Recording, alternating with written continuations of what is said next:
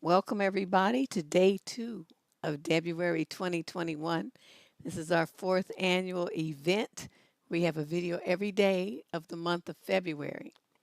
And we call it February because my name is Deb. I mean, what do you want from me? So it's this year, I think, will be a little bit different because we're focusing on, our theme this month is self love, which is a little different from what we usually do, where I don't know, it's a different kind of focus than on self. And what we're doing this year is focusing on you because every relationship that you have starts with how you feel about yourself. If you don't feel good about you, then nothing else that you do, nothing you try to do educationally, nothing you try to do professionally, nothing you try to professionally, nothing that you try to do is going to really work for you until you have a good relationship and appreciation for yourself. So that's why we started with this thing for this month. I welcome you all to the show. This is What the Fuck Tuesday. This is something we do every week, every Tuesday, whether it's February or not. And what this is people send in their advice questions, and my cousin Candace kind of culls through them, picks out a selection of them, puts them into this document here. And I read the questions on the air and answer them off the cuff. I hear the questions the first time when you hear the questions because she's the only one that goes in that folder. It's our agreement, even though we share the email account. I don't go in that folder. All the letters get filtered into there, and she's the only one that goes into it. I'd be really, you know, I really stay out of it. Thank you. Yes, I try to make everything all fresh for February. So we have 25 questions today, so I think we better get going. Thank you. I had a nap. That's what happened. I'm still kind of recovering from that nonsense I had that they think was COVID, and I'm still really tired. But I do enough to get by. And today I worked a few hours, and then I had to lay down. So it is what it is. So let's get started. You guys ready? You ready? Yeah, we don't know how it's gonna be. Hopefully it won't be too ridiculous, but we never know. Hey, lady, well, I keep wanting to call her Lady Boss. It's just a hard habits debate. It's Shay the Light now. Lady Boss slash Shay the Light. What's up, girlfriend? This lady is like, I don't know. She just like my ace, my girl. She be holding it down in the chat room. So you guys, it's actually gotten better since she's been around. You guys have been really good about adhering to the policies and all of that. And if you don't, she certainly locks you down. So you understand what time it is. Yeah, we have it's fine, Kimberly. Don't worry about it. I know it's late on the East Coast. And by the time we finish, it'll be even later. But those of you who start with us may not be able to finish because you got to go to bed. But do what you can do. And of course, the recording will always be here. You guys catch it later. Let's start with question number 1 of 25 for those of you who keep track. This is from a female 22 to 30 age group from Ann Arbor, Michigan. For the last 2 months, I've been dating a guy, but recently I began to realize that although he's a great guy, things just weren't going anywhere for me. I sent him a lengthy text message due to the pandemic. We can't see each other right. Explained that he's an absolutely fantastic person, but I just didn't think I could be the person that he was looking for. I genuinely wished him the best, but told him I do not wish to continue seeing him. He responded that he thinks it's a shame and that he needs some time to think about it. I was like, all right, fair enough. But it's been 5 days now and I still have not heard from him. Is this normal? What kind of response could he be thinking about for so long anyway? Should I continue leaving him alone or should I ask if he's okay or something? Advice would be most welcome. Okay, whether you've been dating him for 2 months, 2 years, 2 decades, it doesn't matter. If you decided that is over, then that's it. That's the end. There's no relationship if one of the people that's in the relationship doesn't want to be involved anymore. That's the part you don't seem to get. So whether he needs some time to think about it or not, that don't have nothing to do with you. What you were supposed to do is when he said that, you say, okay, and then you block him. Okay? So it won't matter whether he decides that he's okay with it. He's not okay with it. He wants to have another date. He don't want to break up till next Tuesday. I mean, whatever is his, is going on with him, that don't have nothing to do with you not wanting to see him again. You don't owe him shit. You're not obligated to him. See, that's the part you don't get. So I'm looking at this and I'm wondering why you are even caring what he's talking about. He needs some time to think about it. He could have till he dies. They don't have nothing to do with you. Okay? So you just go on your phone and you find his name where it says his little name, you know, T Rex arm man or whatever, and you press that block button and then it's over. That's it. All the closure you need happens once you press block. That's it. I don't know. Yeah, blockety block. I'm trying to tell you. That's the answer to most of these questions that come through. This is not anything, 2 months of dating. You don't owe him anything. He was nice that you told him because me, I just would have done the fade out. I'm an awful person, I admit it. But I don't feel like having all these confrontations with people's emotions. I just be like, I don't feel like seeing you anymore, and that's just it. That's it. If I even say that, I just like block them or don't block them and just don't answer their calls anymore. Hopefully, they're intelligent enough to get the message there. Let's go on to question number 2. This is from a guy, 22 to 30 age group. He's from Derby in the UK. Derby, I don't know where that is. The woman who was having an affair with me broke it off and I feel upset and used, and I want to tell her husband. Long story short, there was this woman I had my eye on for the longest, and I was always message her on Snapchat, and she would barely entertain it. Then, as of about late November, I would say, she started entertaining it. Fast forward, we started linking up and doing what we do. Things got pretty hot and heavy, and a lot of emotions got involved. She said too many emotions would get involved, so she cut it off. But I effing feel used. I feel like when her husband was giving her what she wanted, she came to me and got it all, emotionally and physically. Then she started to show the effort that he wants to treat her right again, and so she tossed me to the side. There would be times when she would come over and have eggplant with me, and her husband would continually call, and she would ignore it and then call him back after we were done. It pisses me off. I'm hurt and upset. I want to tell him just to get back at her. What would you suggest I do? I am 22 and she is 26, by the way. Okay, you're just acting like a little bitch. Let me tell you how this goes, son. You're a grown man, which 22 is an adult. You knew that she had a man when you started messing with her. Okay, you knew this going in. Don't act surprised and get your feelings all involved and feel all used and revengeful and all this old stuff when it blows up in your face. That's what happens when you mess with somebody who's tied and in love with someone else. Okay, you understand you play your position. You the side dude. Okay, for women it's the side chick. You the side dude. You don't have no rights, no privileges, no kind of nothing in a situation like this. You take what you get and you be happy with what you get. Now what you want to do is come all out your envelope and be treated like somebody with some kind of power or privileges or something. I don't know what you're trying to do here. But let me tell you how this is going to go. See, you want to call her husband and say something. Don't be surprised if you end up dead because you don't know what kind of man her husband is. And a lot of these dudes, they're not going to look at the woman. They're going to look at you. They're going to blame you for it. And he going to hunt you down and he going to blow your head off. Then what you going to do? You need to keep your mouth closed, grow up, and if you can't handle this kind of situation, then don't do it ever again. Let this be a lesson to you how you handle yourself. Only men who have, some real sense of self-control get involved in a situation with a woman that's tied up with another dude.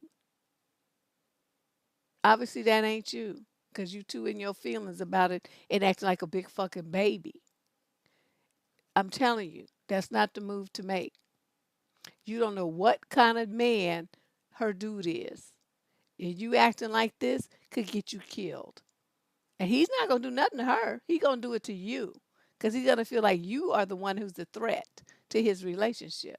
I strongly suggest that you just close the chapter of your life, take that L, and move on.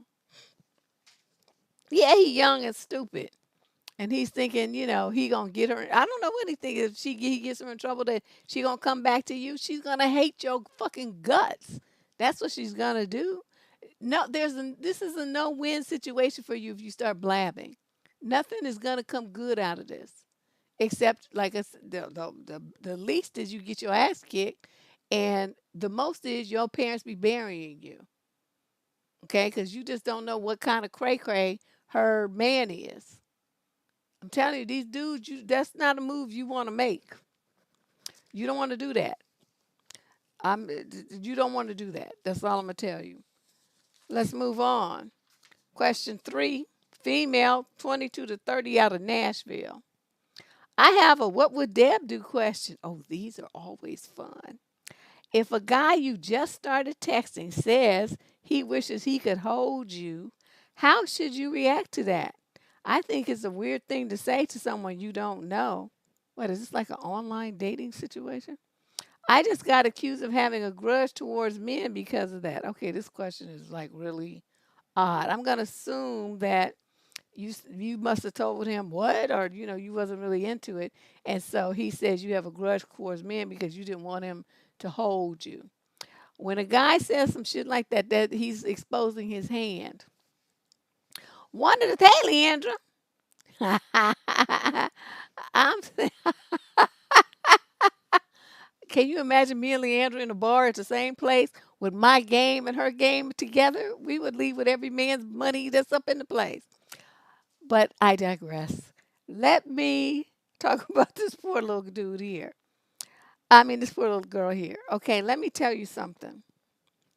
When a guy comes at you like that, whether it's someone you met in person or online, you haven't met him physically yet, no matter how you met him, if it's not your man and he comes at you talking about he wishes he could hold you, that's a booty hound message.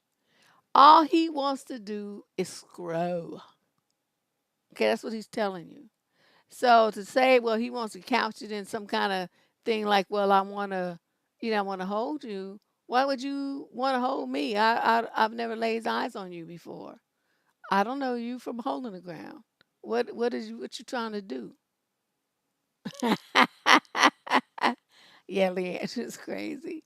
But that's what I say to something like this. When you have a guy like this, if you don't want him to up the ante, because this is the entryway to see if you get it, if you understand what's going on, what he's trying to do and stuff. This is when you shut that down. And that's when you would have said, like, if you recognize the game, which of course you didn't because you're so young, you say, nigga, I'm not trying to, you ain't gonna hold me, touch me, stand too close to me, none of that. I don't know what you're talking about. So let me, since you want to come at me with some tired ass booty hound game like that, I'm about to block you and then consider us done. And then that's what you do. Because you don't let dudes come at you like that. See, so many young women don't get it. When dudes do stuff like this is disrespect. He's treating you like a hoe. That's what that is. So this kind of thing, you guys, you don't understand what the message is behind the words. No man who respects you would come at you like this. And that's, they say, well, he didn't really say anything that was really, overt and this and that. I don't care. I don't care if it was subliminal. I don't really care. The bottom line is he was getting at some unsavory shit that didn't have nothing to do with getting to know you as a person, respecting your knowledge, your intellect, your education, your goals, your dreams, your sense of humor, your personality, your talents, your abilities. None of that is in this message. What he's trying to do is get physical contact so he can tap that ass. That's all that is. So you guys, you young ladies who don't understand it like this is what you do. You have to tell him about himself. So he comes at you like that. Well, he wish you could hold. I don't wish you would hold me, nigga. I don't wish you would be even stand too close to me because your ass has got AIDS or some shit. I don't know what you got, but you're not gonna be standing close to me. I'm not interested in you holding me or anything else. Fuck out of here. And that's it. This is insane. These dudes just, it really bothers me. I don't know what happened. Why are men so trifling these days and so disrespectful? I just don't get it. I just don't get it. It's really it's sad and disappointing. I'm glad I don't have any sons because I'm telling you, if I had a son and I found out he was doing talking to women like this, I would disown his fucking ass. He would be a motherless child because it's like I didn't raise you to be like that. I don't understand why you're acting like this. Why are you representing our family and our family name and everything that I poured into you about being, conducting yourself with so that you respect yourself and respect me? Why are you doing this? Why are you acting like this? I would be so disappointed as a mother, and I would just be I couldn't do it. I would just feel like my son has stabbed me in the heart to conduct himself like that out in the world, representing me as his mother, and I just would be done. I don't understand it. No, I know my son wouldn't be like that, but I'm just saying if as a mother just projecting that this would be my son doing something like this, I would be so done, just so done. I would just feel so shattered, that this is how my son behaved with women that look like me. This is how you treat them. This is the best you can do. This is how you represent us. This is it. I would just be through. He sounds stupid. That's just it. But anyway, young lady, that's what's going on there. So if a guy comes at you like that with anything that says he wants to touch your body in any way, shape, or form, and you haven't even met him yet, you just would he say, "Oh, okay, yeah, yeah, yeah," and then when you hang up, you block him. I'm telling you, Tracy. I don't know. I think a lot of times parents don't really think about these kind of things. My family name is Cooper. I have a lot of pride in that. Even as when I got married, I still kept my maiden name. I mean, we did the hyphenated thing, but then after he died, I was like, well, anyway, it's a long story. But anyway, I dropped his family name because his people was tripping, and so I just went on back to Cooper. And so I couldn't imagine having somebody with my DNA running around here acting like this or worse. If anything, I would probably hunt his ass down myself and run him over with my car. That's my favorite thing to do. But I just couldn't. I couldn't do that. I couldn't dishonor my father and my grandfather like that. They would just be appalled and disgusted. And I don't understand why these young men today don't have that kind of loyalty to their ancestors where they want to go out in the world and represent. Unless their ancestors were trifling, then maybe they are representing. I don't know. Yeah, I'm gonna keep my identity. I decided that even if I should at this old age decide to get remarried, I'm gonna still keep my name because it means a lot to me. This is the name I was born with. This is the name I'm gonna die with. And then I mean, I had different name in between, but I just want to keep this name now, and that's just how I feel. Question number 4. Female, 31 to 39, from Seattle, Washington. I had a date where the conversation was okay, but there were enough flags that made me realize that there wouldn't be a second one. However, he asked me mid meal how I thought it was going and if I'd like to pursue getting together again. This seems more like a we're already standing at the car's conversation or maybe even a follow up text, but it was awkward halfway through the meal. How would you handle this? It caught me off guard. I fumbled through, sure, sounds fun. Then neither of us messaged each other again. For context, I'm out of practice after the ending of a long term relationship and not dating for over a year after it ended. And she's 31 to 39. Okay, I'm gonna assume you're in the early end of that. Um, Sometimes guys do that just because they're trying to get a feel for if there's any opportunities for bedroom activity. Like if you like him, but he wasn't really feeling you, but he could still hop and tap that ass, he's gonna do the second date thing because he's gonna think it's gonna lead to some booty. Okay. Sometimes they do that and they try to line up a second date, but they wouldn't do it like this.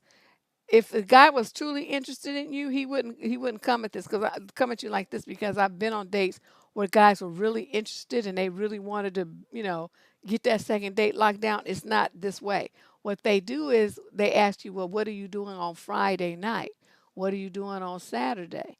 I want to see you again. I want to, I was thinking we could do this, we could do that. You see what I mean? It's more specific. They have a specific day, they have a specific time, they have a specific activity. So very often, if he's super interested in you, he will present what's going to go on the second date on the first date, second, third date on the second date, like that. But it's more, it's not basic in general like this. So he was just feeling you out, trying to see where you were and how you felt about him, and if it was an opportunity for to tap that ass. So you said sure sounds fun, but neither one of you ended it. How would I handle it? I don't know. I'm just very direct because I would have probably said, well, this was really great and stuff, and I'm enjoying meeting you, but I don't see nothing really happening here because the interest isn't really there. Or, yeah, that does sound fun, but I'm gonna be busy doing not that, depending on how he acted. But I would just tell him, right there. It's like, now, come on now, I mean, this is cool and everything, but I don't see you really into me, and you see I'm really not into you. We in having a good time and stuff, which people do. But there's no point in us going on a second date. Stop it. Something like that. That would be me. I'm just very upfront like that. And then he would probably laugh and we would have, enjoy the rest of our time together, talking about here, there, and whatnot and whatever. And then we would part and go our separate ways. So, I have this thing where I can like impart humor into anything. So, I would make it something so he would laugh about it. But at the end of it, we would, go our separate ways and then that would be that. But I think you handled it well because neither one of you um, contacted each other, but just to be sure, just put his number on block. You don't have to worry about it. Okay? He would have snatched my plate. Psh, he would have got stabbed with my fork. One thing you do not do is touch a black woman's food. I told you about that dude I went out. That went out with this white boy. Oh my God! Side story. What they people like to say. Oh, I like to hear Deb's story.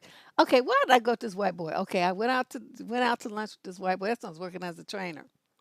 And it was a couple of blocks from my job when all the trainers used to go there, right? Because they knew we would wear our uniform and they would recognize that we walked over there. So that's like, I don't know, 7 minutes.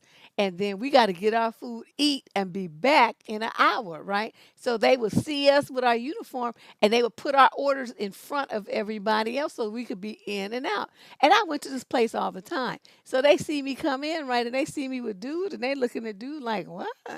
He don't look like nothing like you would be with. And they were right. Okay, so we sit down and dude decides, he says, oh, um, would you like to split a burger? Okay, now you're working as a personal trainer 8 hours a day. You lifting weights 8 hours a day. Do you know how many calories I burned at that time? I was so ripped, with muscle and just like a low body fat count. I needed food. I was about to share nothing with nobody. Are you feeling me? So I'm looking at him like you tripping. And so, but I'm like, okay, I'm not, this is not time for a cultural education. So he's like, oh, because, I didn't really bring that much money. I said, that's okay. You just pay for yours. I'm like, waitress. And so, we used to get a discount, right? Because we wear our uniform, we get like a 20% discount on our stuff, not the whole tab on what we order for ourselves. So I ordered me a burger. I ordered me a salad. I ordered me a fries. I ordered me a drink. I'm eating loading up because I'm not getting no food until I go home, like 6, 7 hours from now, right? So I'm like grubbing, and he's like, "Oh, um, yeah, yeah, I just was thinking that we could split it." I'm like, "Nah, black women don't split food." And he just sat there looking at me. I'm like, "Yeah." He like split a burger, split a burger, split some fries. I'm like, "Nah, you just order. You only have limited money. You order yours, and I'll order mine." And so the waitress and everybody right having knowing me, they was giving me the eye over his head, the back of his head, and making faces at me and stuff. It was really funny. But I knew when I got up from that, I was never going. And not only that, he wasn't cute. And then he was trying to tell me about websites and stuff, and trying to sound like he was so articulate and so knowledgeable. And what he was talking was complete garbage. And so I told him, I used to work for .com and I also worked for AOL. So everything that you're talking about, I was working during the phase when all those things were being developed. So what you're saying isn't quite accurate. I just busted him out, and they said he looked like a fool trying to front like he was so knowledgeable about the internet and stuff. The motherfucker didn't know what the fuck he was talking about. So I just busted him out. Just because I'm working as a trainer right now, you don't know what other side hustles Deb is. You don't know what other jobs I've had. You don't know nothing about me. I've worked in law. I've worked in the .com. I worked in the medical field. I worked in healthcare. I've worked as a manager. I've worked in what you call it. Well, I worked for Genentech for a while. What's that called? Genetic engineering. I mean, I've been in so many different industries and worked a year here, 2 years there, this and that. I've worked in so many different industries and have like a lot of knowledge in this head here. That's why when people ask me about career stuff, I can answer their questions in pretty much any form. I have a lot of knowledge in my head because of my interests. I'll go where my interests lie. But he didn't know all that. So he's trying to act like he knew everything. Yeah, I started working at AOL in the 90s. And I went to, what you call it, Net Noir. And then I started my own websites. I worked in law. I mean, I just been doing a lot of different kinds of stuff. So anyway, he didn't know all of that. And so I just busted him out and just hurt his feelings and let him know you ain't shit and you talking shit and you don't know what the fuck you talking about. And plus you want me to share my food? Motherfucker, get out of here. Yeah, so that didn't really last. But I'm just saying that because I just want people to understand, there's certain ways you have to come at women and you need to know the kind of woman that you're dealing with before you start mouthing off and trying to sound like you all that in a bag of chips. Yeah, I do. You right, Faith. I do. That's it. The place I worked the longest was for a company called Club One. Club One Fitness in Oakland, California. Well, they had clubs all over Northern California. The only reason I worked there because my managers recognized that I would get bored quickly, and so they kept changing my job. They kept giving me different responsibilities. So, I worked in the club marketing. I worked as a trainer for the longest. I managed the gym. I mean, I just did all kind of stuff while I worked there because they every time I would get bored, they would let me change my job so they could still continue to benefit from my knowledge and experience. And I think that my manager there, this chick, she ran the Oakland Club. I can't remember her name right now. Anyway, she recognized that and she allowed me to flip flop around and keep me there. And that is the only reason I stayed. And that's the longest place I've ever worked. Every other place I worked for like a year, two, three at the most. And then I was like, because I already ready to do something else. But let's move on. Okay, so anyway, I just want you guys to know that if you're the kind of woman who has a lot of interest and you're young, follow your interests while you can. Don't do that thing where you wait until you want to just work one job and stay there for 30 years and all that kind of stuff. If you have multi interests and different that kind of aptitude, explore those opportunities. Don't deny yourself and don't cubbyhole yourself while you're young and you don't have responsibilities of kids and mortgages and all that kind of stuff. Do what your dreams are. Chase your dreams. That's what I did. So I will never have any regrets in my life. I'll never have any because I always did what the fuck I wanted to do. And yeah, there was times I suffered financially. I'm not gonna lie.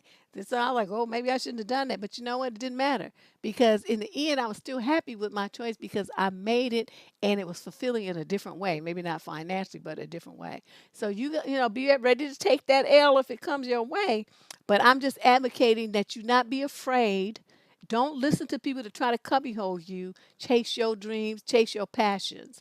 And then when you get old, like me, you will always be able to look back on your life and be happy with the choices that you made and the person that you have become because of those experiences.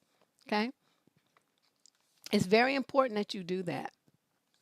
Let's move on to question number 5. This is from a female 37 to 45 from Sacramento. Hey, Deb. So I met someone online and he and I agreed to meet in about a month. Why so long? However, we are 2 hours away from each other. We discussed who was going to drive to whose house, and since I let it slip earlier in our getting to know each other convos that I love driving all over California, and I know the state like the back of my hand, but I don't want to be putting any extra miles on my car or paying for a rental car. My question is, what should I do? Should I go to him or insist he drives to me? I weeded out all the weirdos. This guy and I are very compatible. We even share the same birthday. I know you say it's better to date someone close by, but I live in Dust Central, so no way that's happening. Oh, Sacramento. Yeah, that is Dust Central. So 2 hours away. Shit, he could live down here in the Bay Area. Sacramento is about, well, with traffic, 2, 3 hours. Okay. I'm gonna suggest this. You drive an hour and he drives an hour.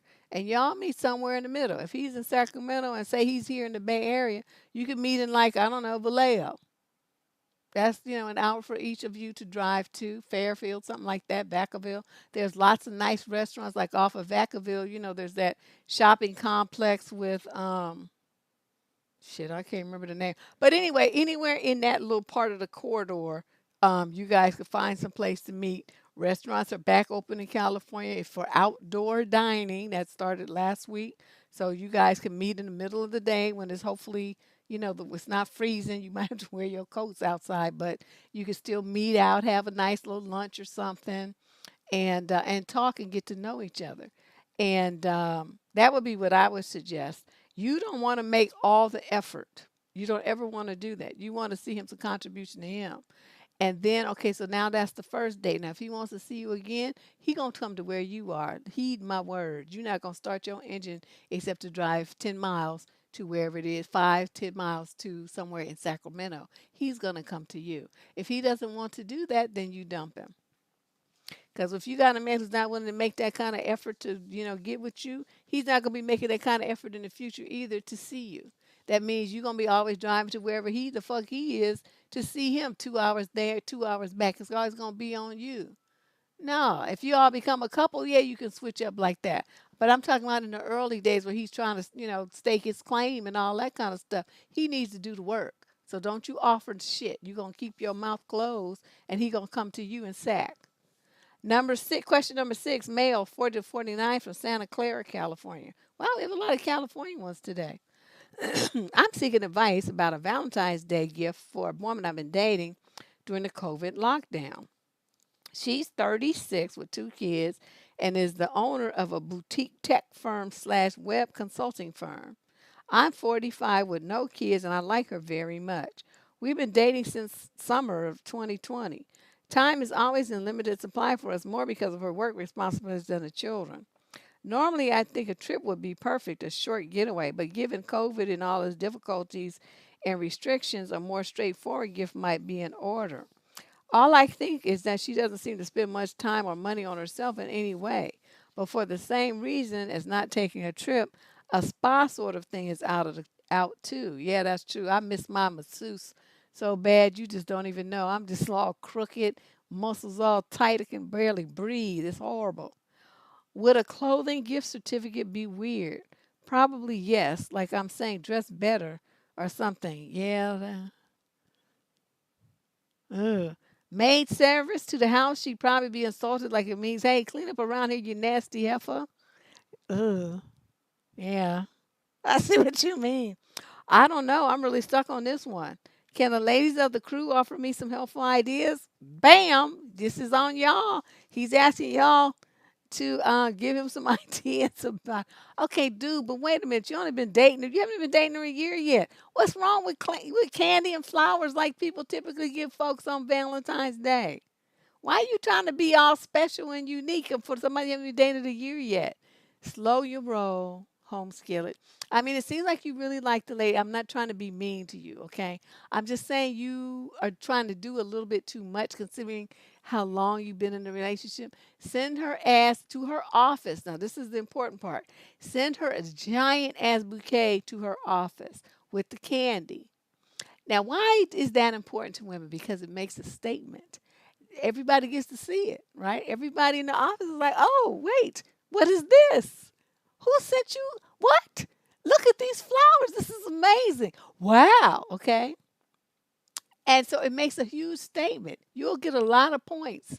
And she'll be pleased because everybody sees the evidence that she has a man who pays that kind of attention to her. That's what you're going to do. Make sure you use a reputable local florist though. Don't go on the website on the web and use one of them international them chain things where you put the order in and it's like go to like a little local florist and have it delivered from them. It'll help a small business and it'll actually get there on time. Those big things, they frequently send some raggedy half dead flowers, or the flowers don't even get there on the day that they're supposed to get them the next day. Don't do that. Go to a small business in your area, ask them if they have delivery, tell them how important it is because you really into this lady and that you need this to get there by such and such a time, and they'll do it. That's how you do that. Okay. You want the personal touch. Write your little card that you're going to put in, give it to the people. They will put it on the flowers and they will deliver it to her. And she'll be like opening the little card. She'll be like, oh my God, he's so sweet. Okay. That's what you do. And you could even put in there when you talk to her later, with COVID and stuff, I really want to do something nice for you so that you would have a moment to yourself and, a little pampering. But unfortunately, that option isn't really available right now. But, let me give you an IOU. As soon as that option is open, I want you to have a day of pampering. So it's just all about you. You deserve it. Pump it up, dude. I'm telling you, you'd be drowning in pussy if you'd handle this right and you do what I'm telling you. She'll be like, so like, oh my God, he's so fabulous.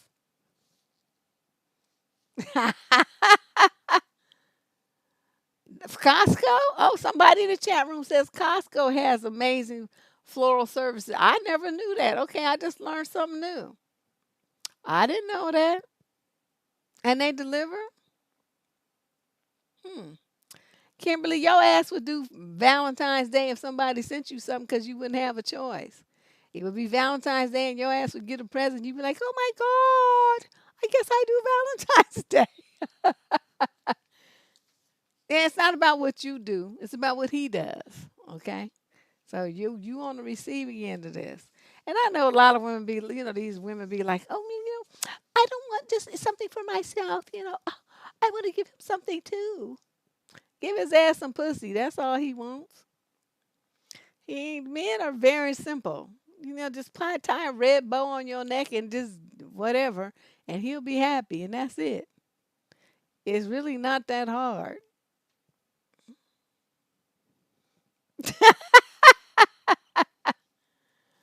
A gift basket from Bath and Body Works. Okay, that sounds good too. That sounds good. Okay, everybody talking about Costco pizza. Y'all, okay, that man ain't gonna get that woman no pizza from Costco for Valentine's Day. See, folks just thinking about their stomachs. That's all they thinking about. Let's move on. Question number 7. Female 22 to 30 from Calgary, Canada. So my boyfriend, he's 32, I'm 27 if it's important. Have been together a little over a year and he's always drinking beer. At first I was thinking it wasn't an issue because he's not like drunk. But today it hit me that before we went to bed, he was drinking for 6 hours. He's not tired, but he's been drinking for 6 hours and he's just a little tipsy. During the day, he can do something like follow a recipe and only need to reference measurements or dinner. By dinner time, he needs to read and reread a step 7 times and forgets what he was just doing. Oh no. It gets to a point where I think I'm crazy because he's read something so many times I think I'm missing something. Sometimes it gets triggering. Simple questions can easily turn into me rephrasing my answer over and over for 5 minutes, thinking that would make him understand. But the conversation always in him saying, why didn't you just say that? Even though I did 5 minutes ago. He's wonderful in other aspects. I have PTSD from a past abusive relationship, and every time I've said something that was triggering, he stops doing something cold turkey, which is a wonderful quality in a partner. But his lack of recall when he drinks often leads to behaviors make me feel stupid, which for an abuse victim is very problematic. This just feels like I'm attacking him as a person because he generally never believes he's drunk. Since it's an everyday feeling, what do you think I should do? You should leave him. Is this a trick question? Why are you a PTSD victim with somebody who's triggering your PTSD? Where they do that at? I mean, what is he like the only man in the world now? This the only person that you could choose. So you have to be with a beer drinking drunk. I used to work. Okay, this is when I worked at Genentech. Yeah, I'm gonna tell it because it's been so many years ago. I worked in Genentech, and we had somebody in our department. This motherfucking stupid ass white boy used to go out to lunch every day. He had beer like at 6 or 7 beers, and that would be his lunch. He would come back to work, face red as hell, stumbling and doing all the stuff and everything. And it was so bad at that place anyway. I ended up filing a claim. We ended up having a situation where I had to get an attorney. But the bottom line is they would have preferred to have that alcoholic white boy be the manager of the department versus me with a college degree, educated, trained, and everything else because I was black. That's what that ended up being. Now it's been so many years ago. I'm gonna talk about their asses. That's what happened. That's what happened. And I'm telling you, he come back to work drunk as fuck. But they would rather have him run the department than me. So I'm like, let's get an attorney and just work this out. And so that's what we did, motherfuckers. But yeah, yeah, I'm telling you, this was many, many years ago. I was fresh out of college when this happened. But yeah, this is a true story, and that's what he used to do, and that's how it went.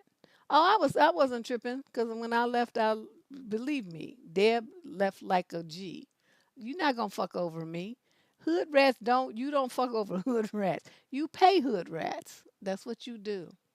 And so, I mean, this little face right here, I was lucky because my parents were very good, very protective. So I didn't live a hardcore life, but I still was exposed to enough stuff so that I have that hood knowledge. But I was lucky in that it doesn't show, on my face.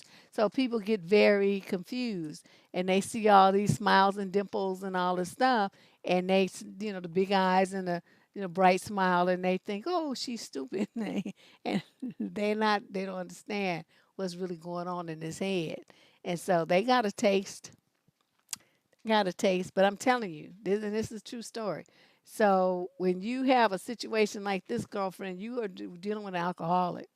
There's different kinds of alcoholics. There's, the kind of the binge. I mean, they might not drink for a month or two, but when they drink, they go all out and they stay just fucked up for a week. I mean, a weekend, whatever, just drunk as hell. And then your dude is doing it every single day. Get away from him. This is the worst decision and one of the worst relationships that you could ever be in. So you don't want to do that.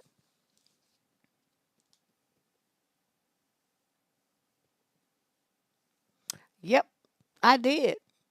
I had my little lawyer. He had to write this little demand letter and stuff. It's a long story, but believe me, I had stuff on them, so they wasn't gonna get away with that shit. Hood trained. Okay, that's a good way to put it, Lee. Hood trained. I like that. But yeah, nah, you ain't doing me like that. Not today. Let's move on to question number 8. Male, 22 to 30 from Atlanta. My girlfriend is not the same person anymore. She cares about me a lot and I care about her a lot. But I'm not. Okay, why do young people spell the word a lot like it's one word? That's 2 words in case you're listening. There's no one word a lot. That's not a word. A is a word, lot is a word. Use your words correctly. When you type a lot, it shows me that you're stupid. Okay, like you went through school, you in college, whatever, you ain't learned shit.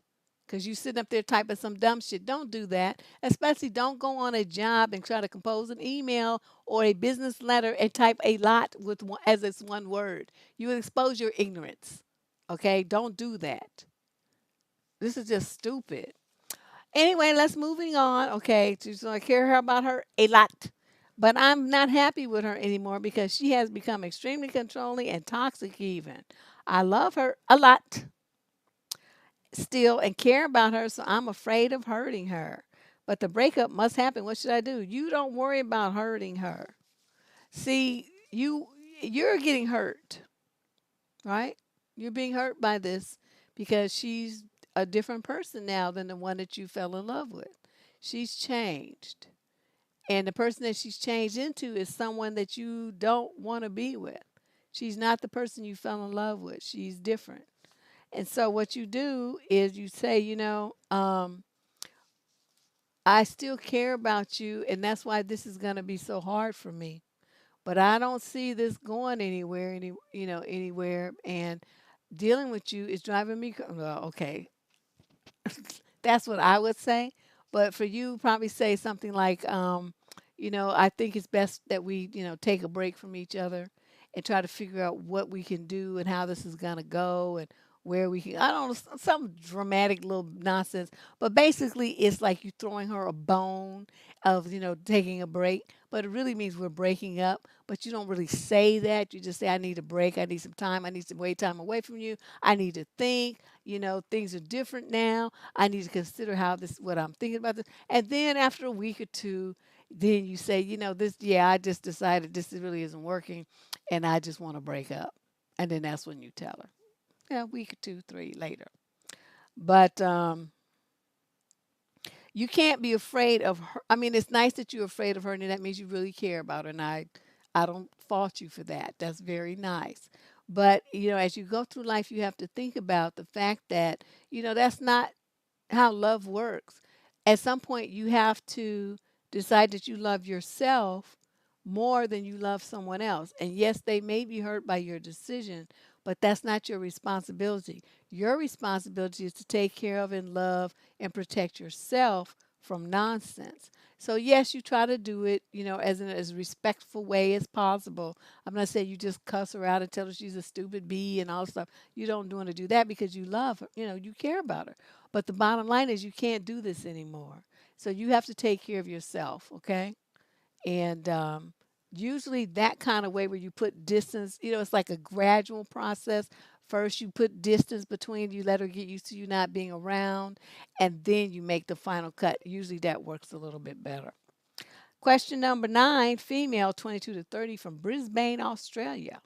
I'm a 20-year-old female, moved to Australia a few years ago with the aim to permanently leave South Korea. I was born in Seoul but spent a great deal of my early childhood in Australia. I was quite depressed during my teen years since the common way of life and the traits and nature of most of the people do not vibe with the kind of person that I am. It was a major goal to leave the country. However, I have some disappointing experiences surrounding my nationality being the predominant focal point in social interactions these last few years, and I find it difficult to not let this experience discourage me from engaging in social interaction. Girl, you use way too many words. You could have just said, I moved to Korea and people is acting stupid about my Korean heritage. Do you see how that summed up all these paragraphs you just used? Let's move on. So her examples of stuff that people say in social interactions. Korean people normally are not interested in this kind of stuff. Why are you? Koreans don't like, and then she put in parentheses, common hobby slash interest. Do they? How come you don't know this? A series slash clothing brand, etc. If you are Korean. People repeatedly talking about their previous trip to Korea, even when I wish to converse about other things and try to gently divert the topic away.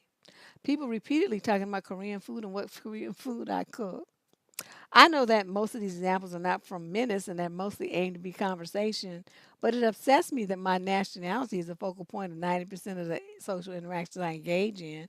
It feels as though I'm devoid of any other value to people other than the fact that I'm Korean.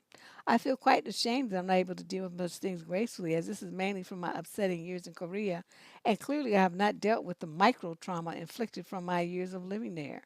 At times, I'm conflicted between desire to educate other people that don't need to talk about Korea to get to know me, and to make snarky remarks, which I must shamefully admit gives me some sort of catharsis when I am annoyed. I would really appreciate some advice.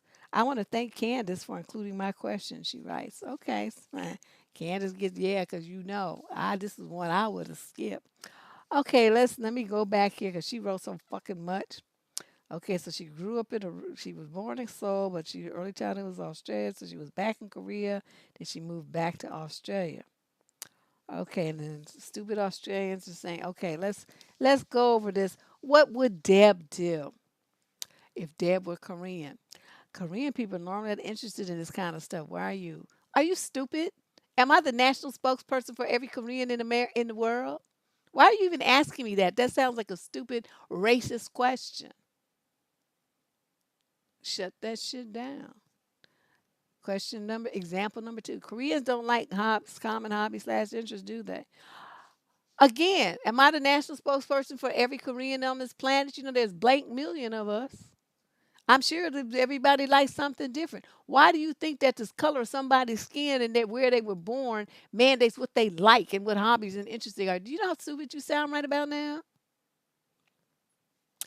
Number three, how come you don't know this if you are Korean? Why the fuck do I need to know it? If it's gonna bring, is it paying me to know that? It's not bringing me no benefit to know that. Then why should I be bothered? Now you want to know it because you like it. That's on you. But it ain't paying me to know that. So fuck it. People repeatedly talking about their previous trip to Korea, even though I wish to converse about other things and try to gently divert the topic away. Why can't you just say, I don't fuck it. I've been to Korea 55 million times. I don't give a fuck about Korea. That's why I'm here. Shut that shit down. People repeatedly talking about Korean food and what Korean food I cook. Ask them about Australian food and what Australian food they cook. Can you cook? Why are you asking me that? That's stupid.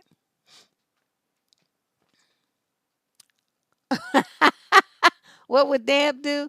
Girl, you all get to see me act a complete fool. But I'm just like, this is just stupid. See, this is some stuff here. This is where white people get on my fucking nerves. And y'all listen to this. Don't take it personally. Because I'm not talking about you in particular unless you do this stuff. Because, I don't really know you. I'm just talking about in general. As a person of color growing up and traveling different places and having to deal with stupid ass white people, y'all are a trip. You just have these weird ideas and you cubbyhole everybody into one box. And you think that because people are this or that or this or that, that you can just say all this crazy shit to them and they're not supposed to respond in some kind of way that breaks your fucking lips off. See, that would be me. Don't talk to me like that. And I can tell you all about the ones that want to touch your hair, right? This lady, I grabbed her wrist, I bent her fingers back. It's like she was like, "Oh, I just wanted your hair so pretty. I just wanted to touch it." Bitch, don't touch my hair. What the fuck is your problem? Where was I? Of course, Walmart. And in the checkout line, and this bitch gonna be trying to reach her little nasty hand, probably was digging her ass 10 minutes ago, and sitting up there trying to touch my freshly washed, beautiful, natural hair. And it's like, no, don't put your hands on my hair. I didn't give you permission to touch me. And it's like when my daughter was little, I don't know, I think some of you have seen pictures of her. Her hair was down, near her butt. I took very great care of her hair. That was the line of products called Carol's Daughter before it went big. I mean, she used to make the lots of stuff by hand. You would order the stuff and you would have to wait until she made it kind of stuff, okay? I used Carol's Daughter stuff on my daughter's hair exclusively while she was growing up. And her hair was long and thick and beautiful. And so I would put in stuff, she got her hair down to here and stuff, and we would go places, and girl, white women's hands would just like be like a magnet, and they want to reach out and they want to grab her little twist, your little ponytails or twisties or whatever, with the little barrettes and bows and shit. You know how you do the little balls and stuff with little black girl's hair, and they want to touch her hair, and I can't tell you how many white women I boxed was trying to touch my kid. Bitch, don't get your fucking hands off my daughter. Well, is her hair real? Is yours? Well, yes, and then why you think hers isn't? You think because she black she can't grow no hair? What are you trying to say here? Well, no, I wasn't trying to imply that. Well, what the fuck are you asking me then? See, white people really need to get a reality check and examine your attitudes and your beliefs about people of color. These questions that this girl was asked here should have never come out of their mouths. That's how you know they don't have no kind of social graces or kind of racial and sensitivity, ethnicity training. They're stupid, in other words. And you gonna go around and think you're gonna be touching on people of colors, hair, skin, bodies, anything else, their kids, petting them like they're a fucking dog and all this kind of stuff. Don't be surprised when your ass is on the ground. Cause see, some parents don't play me like that. Don't touch my baby. I don't know who the fuck you are. I don't know where your fucking hands been. Don't touch my kid. Keep your fucking hands to yourself. Don't touch me. Don't touch my kid. This is not a fucking petting zoo. And that's, I'm telling you, white people have that bad. They want to touch your fucking hair, because they curious. I don't give a fuck what you curious about. Yeah. I'm just like, this is, I mean, they don't do that much, at this point. But, my daughter was born in 1990. So this happened, 90 to maybe 96. And then after that, it stopped. But yeah, I had to put a whole bunch of folks in check, and I was constantly grabbing white women's hands and bending their fingers back, like this, because they was doing too much and trying to reach, and they would be in pain, and I knew they was in pain. You got to remember, I was working as a trainer, so somebody who can bench press 140 pounds, when they sit up there and bend your fingers back, your ass is dropping. They would be bending to their knees, like going towards the floor, because the pain was so intense. And I wasn't doing nothing, just grabbing they, just grabbing them to keep them from touching my kid. Don't you touch my daughter, bitch! You done lost your fucking mind. So any white people listening to this, you need to understand and tell your friends. Don't you go around touching black people, Asian people, Mexican people, nobody's hair. You want to touch somebody's fucking hair, touch yours. And people ain't no fucking pets for you to be experimenting on and satisfying your goddamn curiosity about their hair and skin and shit. Because then when we went to Canada, oh, this was a long time ago because I was probably about, I don't know, 19, 20, 21. Went to Canada, right? And this lady come up to me, and this is before I became the savage that I am now. We in a grocery store. And this lady comes up to me with her teenager. She says, "Oh, we haven't really seen many black people." And I'm like, I'm thinking, what that got to do with me, right? Her daughter, who was about maybe 10 or 11, a kid, she reached out and she wanted to rub my skin to see if the brown rubbed off. I threw her, flinged her hand back. It's like, you better get your kid and tell her to not to touch me. And she's like, oh, she just wanted to touch you. I said, I don't give a fuck what she wanted. Now, see, it wasn't really savage. It was just like, I just, said that. But the me that I am now would have just went on a rant. But I'm just saying, this is my opportunity to tell white folks who listen to my show, keep your fucking hands to yourself. Don't you touch no black or brown person's hair, skin, body, they kids, nothing. Unless they fucking give you permission. Because you might draw back a nub, you fuck with the wrong person. Those are people's children. You don't touch people's children, and you don't touch nobody's body unless they give you fucking permission. Okay? Just because you white and you think you can do what the fuck you want to do, it don't work like that. Okay? Your ass to get beat up. I'm just saying, folks just don't understand. They be acting stupid. And I have some white, okay, I used to live with these white people. And they were like ex-hippies and stuff, but they real cool. I just love them to death because they understand all this kind of stuff. And we had this party, and one of the guests that they invited, I was like doing something. I didn't see the lady come up behind me. Evidently, she was reaching out to touch my hair, right? And my white friend, she grabbed the woman's hand and dragged her out the room and gave her the red or the riot act. She said, "Don't you touch Deb like that. What is wrong with you?" And so she told her. I didn't have to tell her. But she understood, she understands what time it is. She ain't stupid. That's why I like them. They are culturally aware white folks. But I tell you, some of these folks are just stupid. Honey, I'm just trying to tell you what folks need to know. Because, a lot of times people not going to tell them this. They're going to be afraid to tell them, and they're going to be all polite and worried about their feelings and all this. I don't give a fuck about your feelings. I give a fuck about mine. And first of all, you got cooties and COVID and boogers and all kind of shit on your hands. I don't know what you've been doing with them fingers you got and trying to touch my hair. Keep your nasty fingers to yourself. Touching my shit. Oh my God. But yeah, that was funny because she was like, her face was all red and stuff. And she was like, damn, I was so horrified. I couldn't believe she thought that that was okay. I'm like, girl, I'm glad you got her before I did. She said, that's why I grabbed her because I knew if you turned around and saw what she was doing, you would have lit this whole house up. I'm like, exactly. I'm just saying. So this is an education for all my non black listeners. I love you. I love you. This is not a personal thing. This is an education for you. Okay. This is something that, unless you have black friends, you probably don't know. So I'm telling you, in the office, on the street, in the grocery store, at a club, wherever you go, don't you reach your little grubby mitts out and try to touch nobody's hair or body that's not yours. Okay. I don't care how fucking curious you are. Keep it to yourself.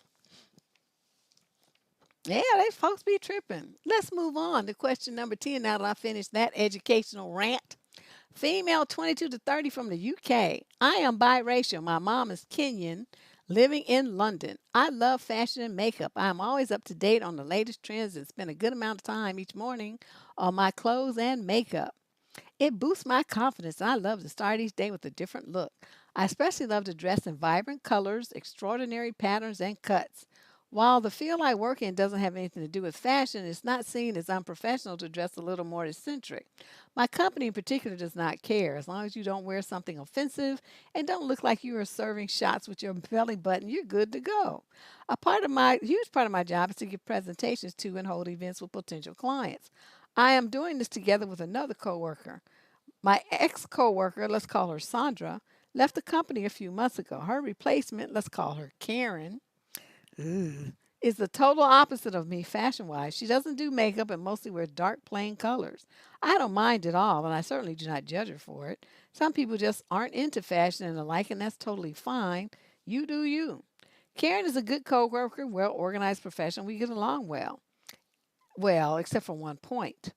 Last week, she told me that I was making her feel uncomfortable with my extravagant style choices. Quote. She told me it was very irritating to work with someone, quote, dressed like that. End quote.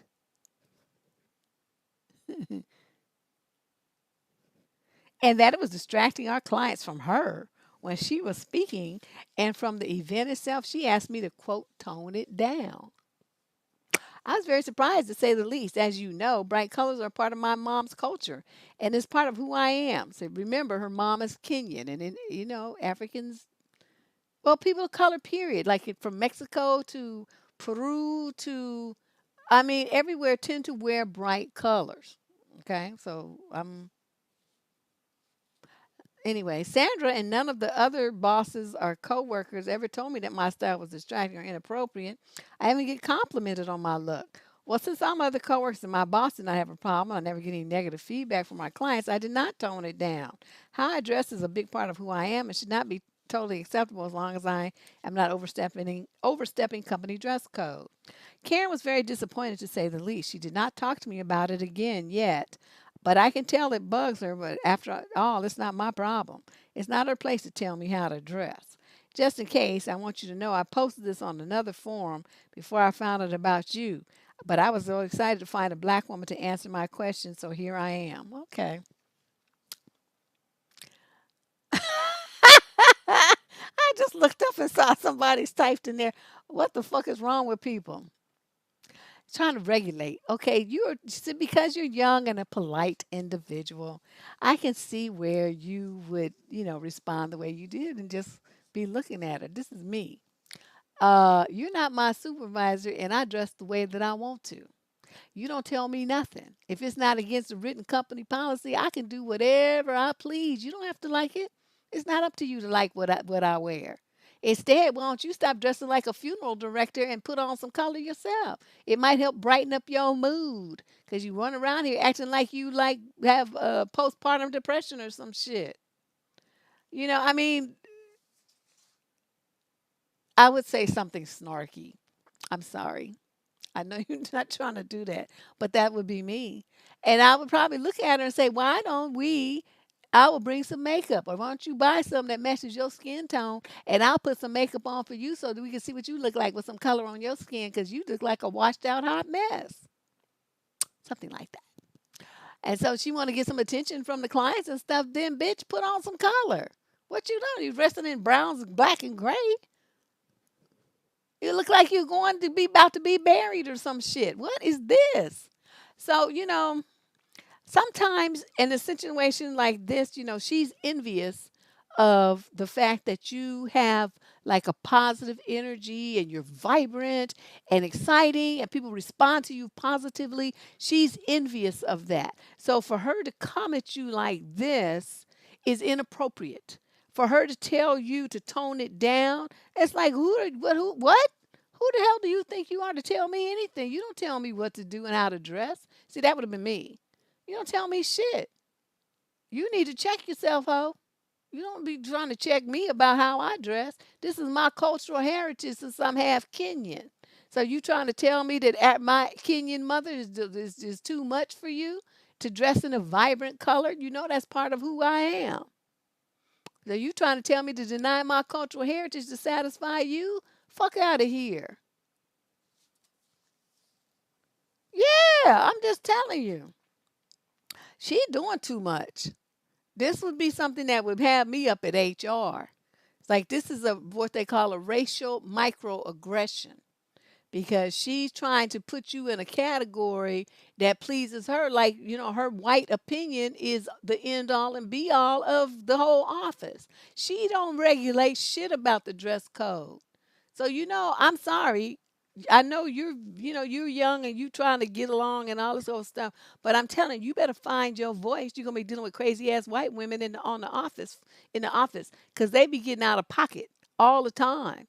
You gonna have to learn how to check them. You don't have to do it in a way that uses profanity or anything like that, but you definitely got to put them back in their envelope where they came out of. She don't need to be telling you shit about how you dress. You could wear all purple, black, and look like a fucking bumblebee. That don't have nothing to do with her. Long as you do your job, your boss is writing your check, and you ain't getting written up of nothing, she don't have shit to say. As I tell, I probably hit her and said, you want to look like a fucking funeral director, that's on you. But don't you ever tell me anything about what I should do. That's not your place. You out of line.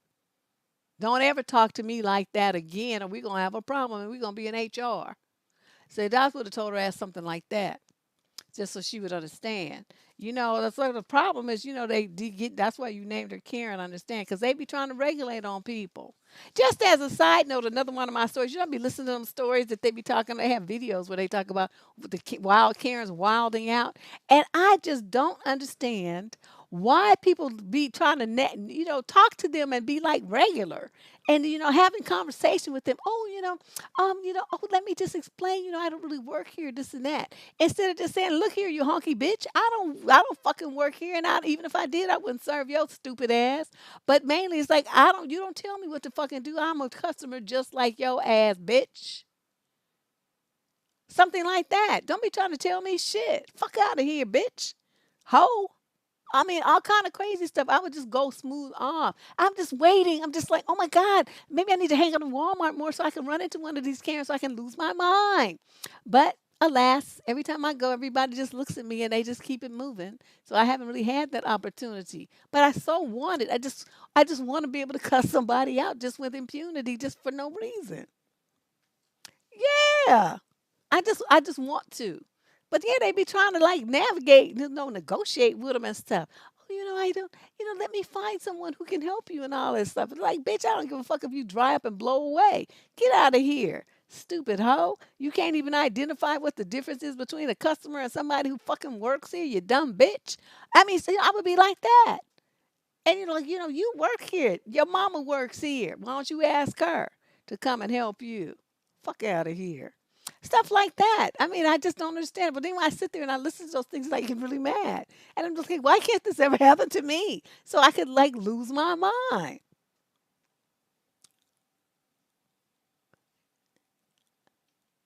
Beat the dog. Oh, she beat her ass out in CVS. Wow. Send me that link, Dana. Survivingdating@gmail.com. Because I want to see that. Yeah, but that would be me. It would be on the news. KTVU Channel 2, Oakland. Deborah Cooper beat a white woman's ass in CVS. for trying to tell her, that she worked here. And Deborah said, "No, I don't, bitch. I don't fucking work here. And even if I did, I still wouldn't serve you."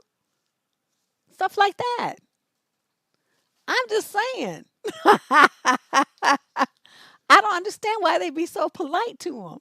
They just be like, "Oh, look, but I don't work here, this and that." And they be talking in a low tone of voice and letting the people touch them and stuff. I will beat a bitch's ass. Put your hands on me if you want to. I read a story where this one girl, the white woman threw something at her, and this was a white girl too. Threw something at her, and it busted the girl. The girl, like, her skull got cracked. She had to like have hospitalization and stuff. It was terrible. But see, and her boyfriend is the one. And her boyfriend didn't beat the bitch's ass. I'm like, wow. I guess I couldn't have been that girl's boyfriend because I would have been in jail for beating that bitch's ass. My girlfriend that I love got a cracked skull and a concussion and shit because of your ass. I'm going to give you one. And I would have stomped and kicked her until her skull cracked, and then we've been even. I'm just saying. That's don't do that. But anyway, this is a lesson. I want people to understand. Here in the Bay Area, we have all different kind of ethnicities. Everybody gets along. We don't have these kind of dramas. These stories come from other places. Where people evidently just aren't that racially integrated and don't have that much intelligence about how to handle, people of different races and ethnicities and stuff. We don't really have drama like this here. But so it's like a foreign concept to me. So I'm reading about it. I'm like, wow, these people are really tripping. But I just want to say that. Let's move on. Question 11, female 18 to 21, Memphis.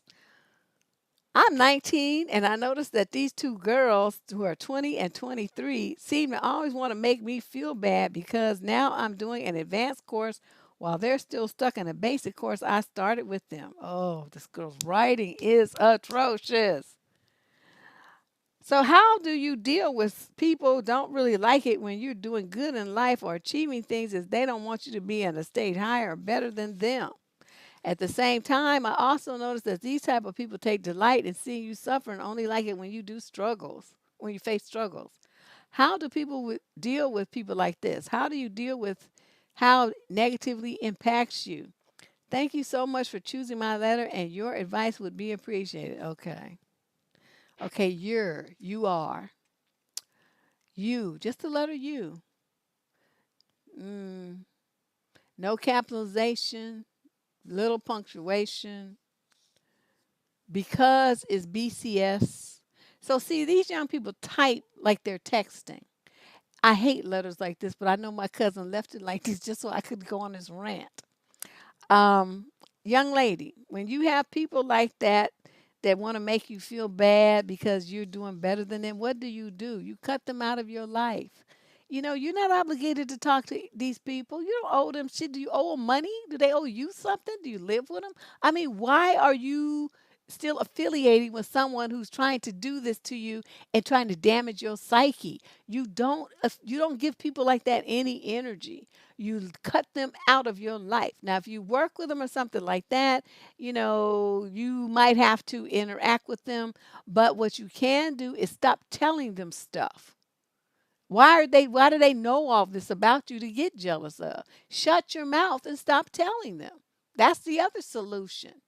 They want, well, what you doing? Oh, this and that, no big deal. I ain't really doing nothing. Me and my boyfriend, this and that. I mean, talk about some, nonsense shit that don't really have nothing to do with your goals and accomplishments. Because when you don't need to be having people like this in your ear that are hating on you. This is a downhill thing. So you want to so they're stuck in the basic course and you in the advanced course. Oh, well, I guess they would probably know that because you ain't in the basic course with them no more. Well, shit, what you want from them? I mean, what they want from you? To stay stuck in the bottom with them? I guess that's it. Anyway, don't worry about them. That's what I'm saying. Don't worry about people like that. You're giving them energy by even writing this letter to ask what you should do. There's nothing you can do. Their insecurities about themselves and their lackings, their failures, and all of that stuff is not your business. It's nothing for you to deal with.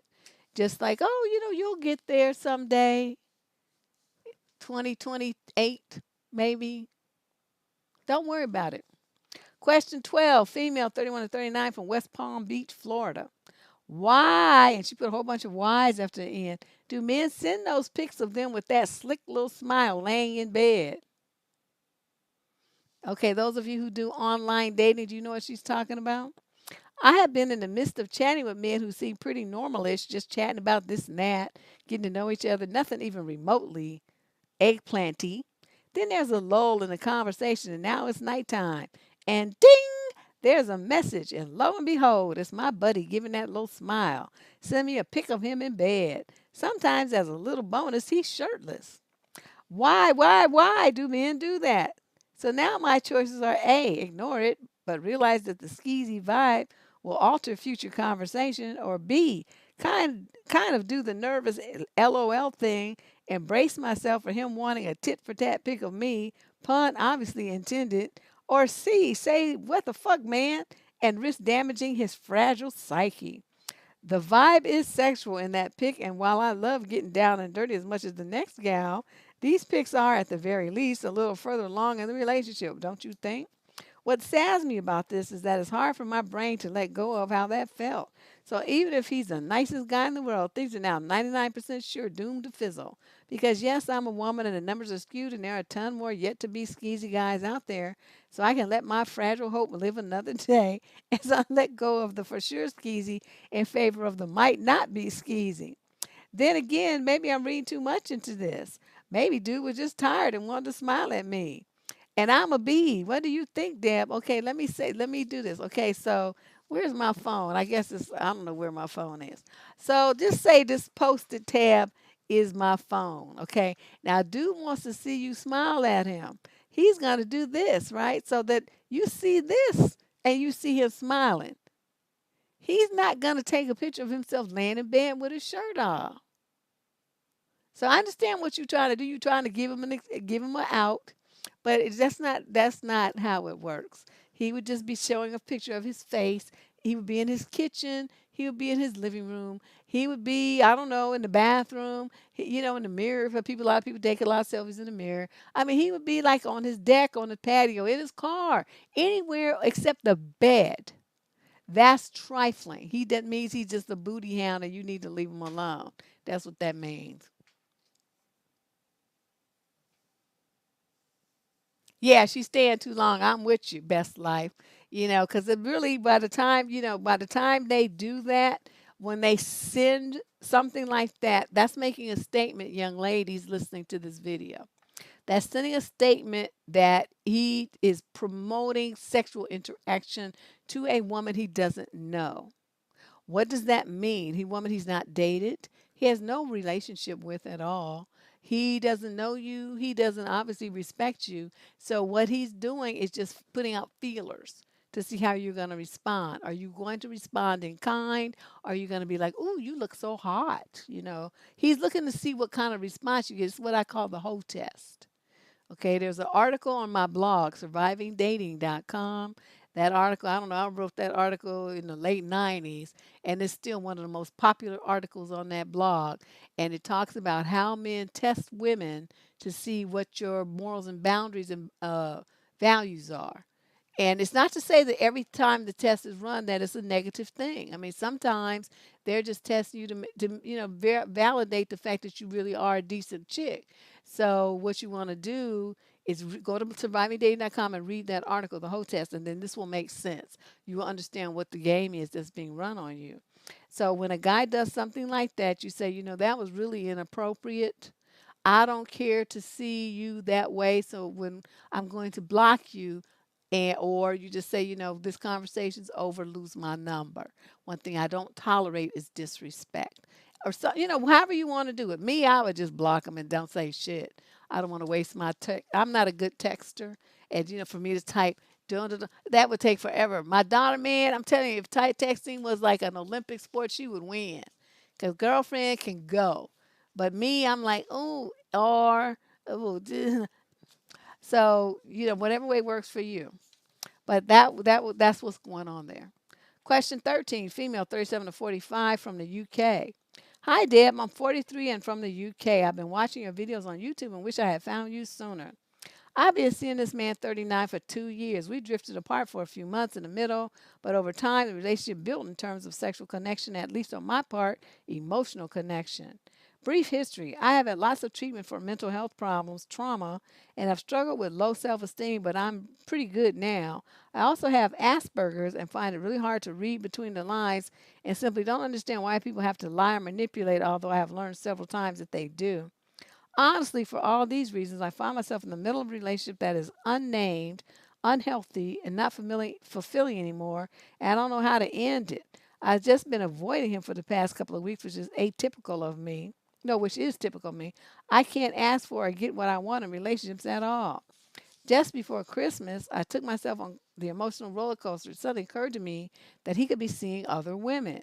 It's unusual for us to go a day without contact, but I started to notice that he would go off the radar at specific times, like the sort of time in the evening when I might want to go to his place. I tried to have a conversation with him twice to determine the status of our relationship and whether I was the only one he was seeing. Both times I felt he was evasive and gave me vague responses. He said he isn't seeing anyone else and likes things the way that they are. I'm too old for this shit, and for the first time in my life, I actually recognize what I want and deserve a happy, fulfilling relationship. How do I get out of this one since we've never even spoken on the phone? Wait a minute. 2 years? What? What? Okay. It's either text or in person. The intensity I feel between us when we're together makes it hard to walk away, even though I know I need to. I love your blunt advice. It's exactly what I need. Maybe you should investigate the autistic community because us Asperger women desperately need practical advice to make up for the skills we don't naturally have. Much love. Girlfriend, you have them. You have them. But what you're doing is denying what you're seeing. You're questioning it and you're blaming it on your Asperger's and you're trying to like dismiss it like it's unreal or that you're wrong or that you're misreading things or something like that. This kind of gut feeling transcends any other thing when women. It doesn't matter. You know what's going on here. You know it in your gut. Trust yourself. Okay? Trust yourself. Stop doubting yourself.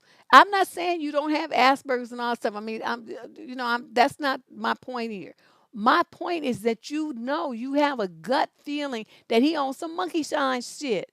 Okay, and how can you have been never talked to a man and you've been dealing with him for 2 years? I am really astonished with that. You saw, I was like, what? How does that work?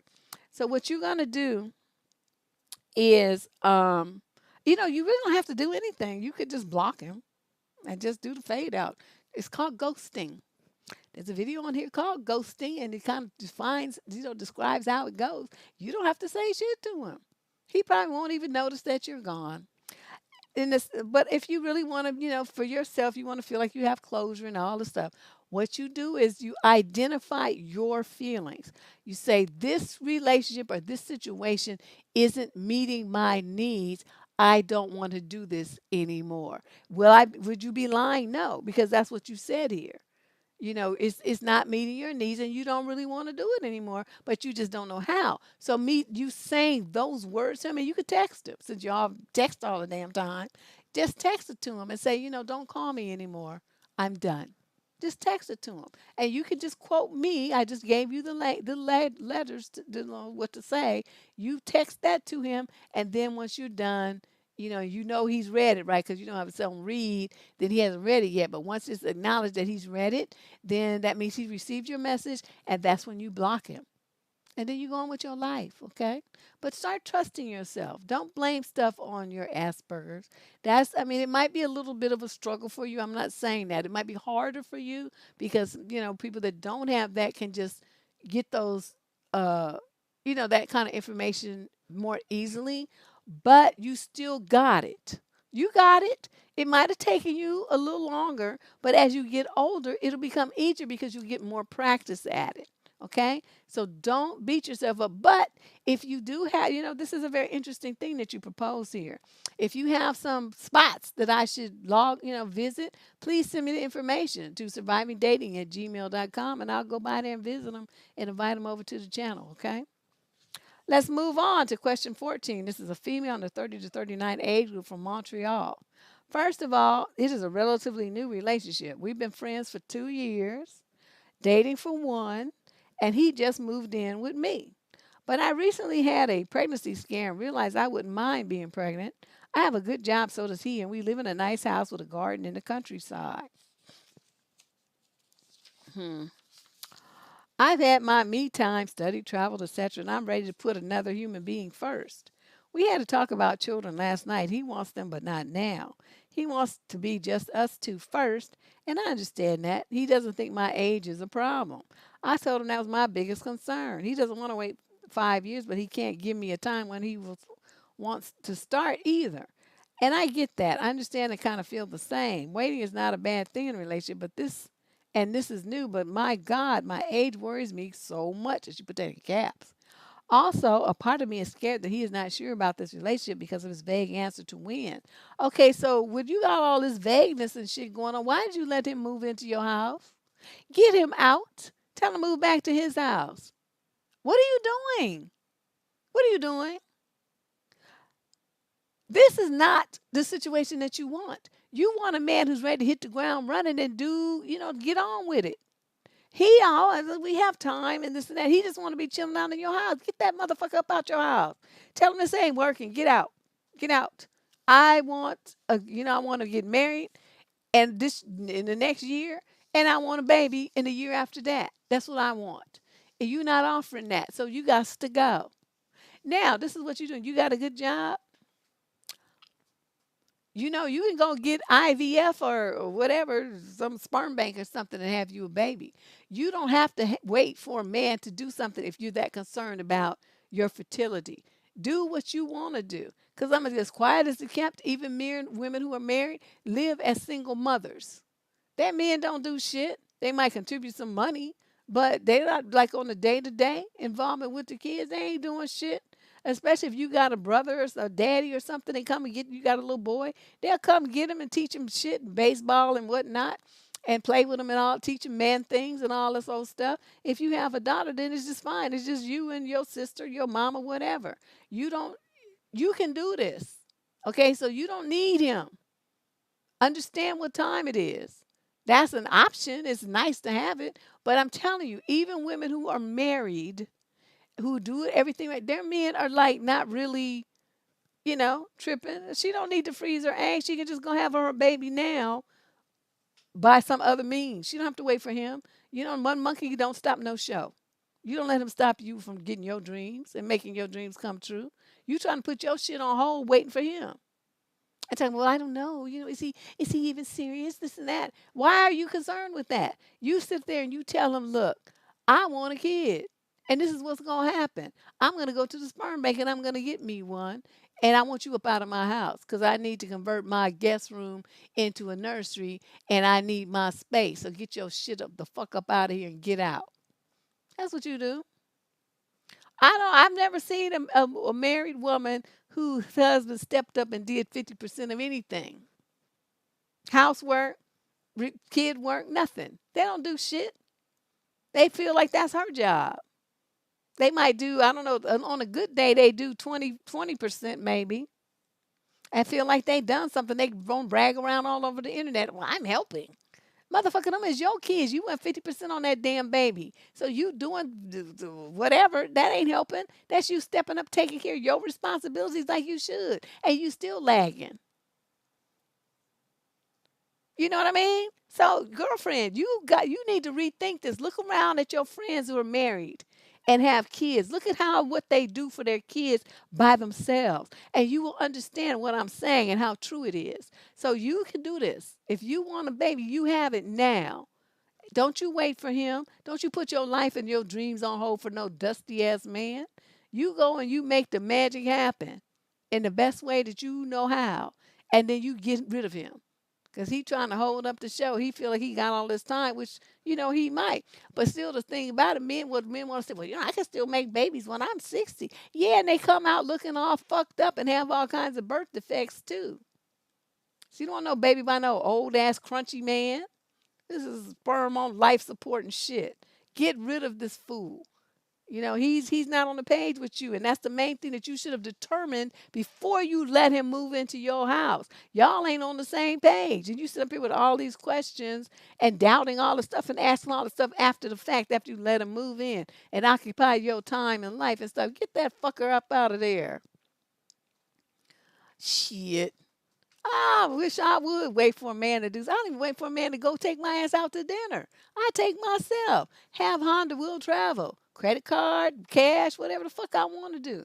I'm gonna do it. DoorDash. I mean, whatever I need to do. I'm gonna make myself happy whenever every opportunity. I'll never let nobody, man or woman, child, nothing, interfere with what I'm trying to do. I'm not gonna do that. We're not going to do that. So you listen to what I'm saying. You get rid of him first, and then you investigate artificial insemination, and you get yourself a baby, if that's what you want. Thanks, Lily. That's what you do. You don't fuck around with him. I wish I would. And what kind of man moves into a woman's house anyway? Trifling piece of shit. He's supposed to provide the housing. If he was any kind of man, you would be moving into his spot. You don't let some man move into you. Everybody listening to this, don't you ever do that. Let some man move into your spot. That motherfucker don't have no money, or he don't have the resources to get a house for the two of you. You don't live with him. You don't marry him either. Piece of shit. Trifling dusty bum. Trying to move in and use up your house and just so he don't have to pay no rent. Fuck that motherfucker. I wish I would have some man move into my house. If he did, he was going to be paying everything. Everything. And all my money going in my bank account and staying there, going in my retirement, my Keyog account, my 401k, whatever, my certificates of deposit. I'm not spending nothing if you're living here. You the man. Make it happen. I'm just saying. That's why nobody want to live with me, because they be like, well, that's not helping me. It's not supposed to, motherfucker. What kind of man is looking for a woman to help him? You piece of shit. And so then they get cussed out and dumped. See, that's why y'all don't hear me talking about nobody. Because it's like, I can't. I'm going to date them for a minute, and then they be gone. Before I even get a chance to tell you about them, they already be fired. Let's move on. Question 14. Female 30 to 39 from Montreal, Canada. First of all, it's a relatively new relationship. We've been friends. Oh, wait, that's the one I just read. Okay, question 15. Female 18 to 21 from Alice Springs, Australia. Wow, I wonder where that is. How do we become a good friend to someone I can't sympathize with? Sometimes my best friend rants to me about situations I can't sympathize with, and I'm clueless on how to respond. For example, she called me one day being very upset about the one question she got wrong on an exam. She tends to be a perfectionist while I'm more chill with these things. Usually I try not to think about quizzes and exams after they end to preserve my sanity. The other day, she was upset because her boyfriend didn't text her back immediately. On another day, she's upset that she doesn't have many friends at her university. How do I respond to these things when I have insecurities about the exact same things? I usually get about half of the questions right. I've been single my whole life, and I have less friends than she does. I find that my insecurities heighten when she rants, and I hate that I can't even put them away to be a good friend to her. Fuck that bitch. What you do is when she starts ranting about this stuff, say, why are you calling me with this silly shit? You don't need to be a good friend. These are like what they call first world problems. These are problems of a bitch that don't really have no problems. So she got to create drama so she feel like she got some drama to solve in her life. She don't really have no problems. This is stupid. And I would tell her it's stupid. It's like, why are you calling me with this dumb shit? I have important things to think about. I'm trying to worry about your test that you already took. Whatever answer you put on the test, that's the answer that it's going to be. It's pointless to worry about it now, don't you think? Or her boyfriend didn't text her because you just a bugaboo. He don't want to talk to you. When he wants to talk to you, he'll text you back. Get off my phone. See, she wouldn't want to call me with that kind of stuff. I'm just saying. This is Luckily, I don't have any friends like this. Oh my God, she would not be getting any kind of sympathy from me. She was getting cussed out and told about herself. This is some bullshit. Didn't text her back immediately. Maybe he got shit to do otherwise than cater to your princess ass. He's got a life. You need to be living yours so that you start sitting there hanging by your phone because you don't have shit else going on. Stuff like that. She doesn't have many friends in her university. Well, I can see why you don't have many friends because you fucking bug people to half to death. You want to whine about shit that's not even a problem. You work for folks' nerves. That's why you have this situation. That's why you don't have no friends. Stuff like that. Okay? Yeah. She wouldn't be a friend of mine because I would be telling her about herself. Wow, this letter looks kind of long. Let's move on to question 16. Oh, and I want to tell you guys too. For the February programming, every show description, when the person has a book, the link to their book is going to be in the show description. So you that little down arrow, you click it and expands all the text. The link there, please order the books through the links. You can get the all the different versions. It's on Amazon and stuff because our channel then gets credit for that purchase. If you just go to Amazon by yourself or order it from their website, then we don't get any credit for it over here. And I want to give Lady Boss, with Shade of Light, a stipend. And I just, divide something up between her and Candace for doing the hard work that they do. So please order, if you order anything from Amazon, order it for during February, order it from the link in the show so that we can get the credit here. Okay. And we also, like, if you want to know, Surviving Dating and my Black Vegan blog have Amazon stores too. So you can always go over there and then go and order your stuff after that. Yes, please do that so that we, get some little change from Amazon. It's not a lot, but every penny helps, okay? So let's move on. Question 16, female 31 to 39 from Chicago. I've been separated for 2 years. I'm officially divorced at this point, and I started dating. I've been seeing someone for a year, which ended in July 2020. Since then, I started a casual relationship with a guy I considered a friend. We see each other maybe twice a month, and have also been on the dating scene. I'm very comfortable with myself and don't have an issue even sleeping with someone on a first date if we hit it off, although generally I rarely do this until the second or third.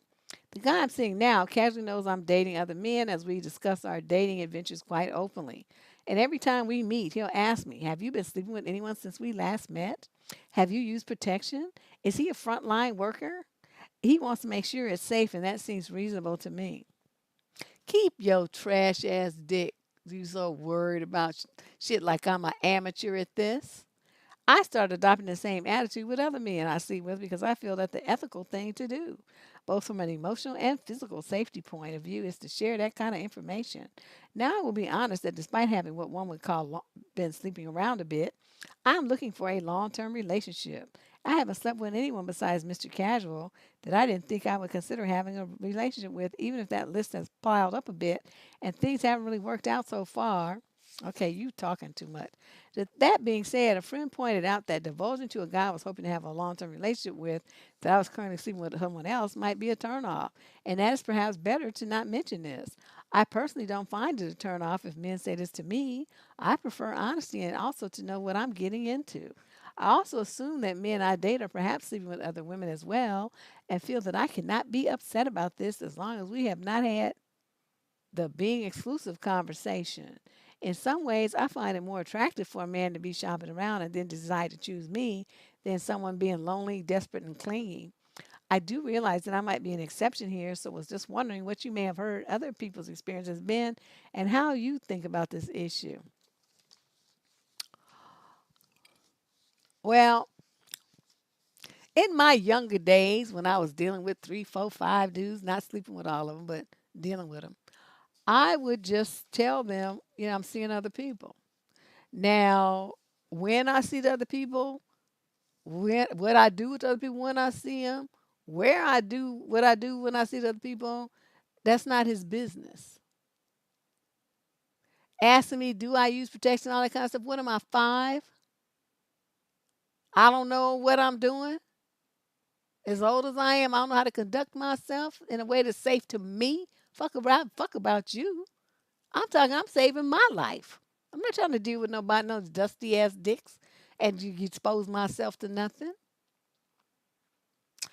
I don't know. I would be very insulted by someone questioning me like that. I would cut him loose. You don't ask me nothing like that. It's not your goddamn business.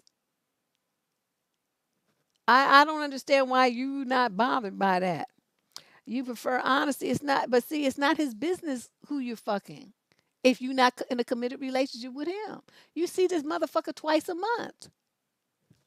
He's supposed to assume that you seeing somebody else, cause he only showing up twice a month. That's what. How many months is it a year? 12. So you see him 23, 24 times a year. You supposed to be happy with that much dick? He knows you supposed to be seeing somebody else. Well, see, that's why he would get cut loose. I wouldn't be. I couldn't be bothered. I just couldn't. Yeah, trying to measure what you were doing with your coochie.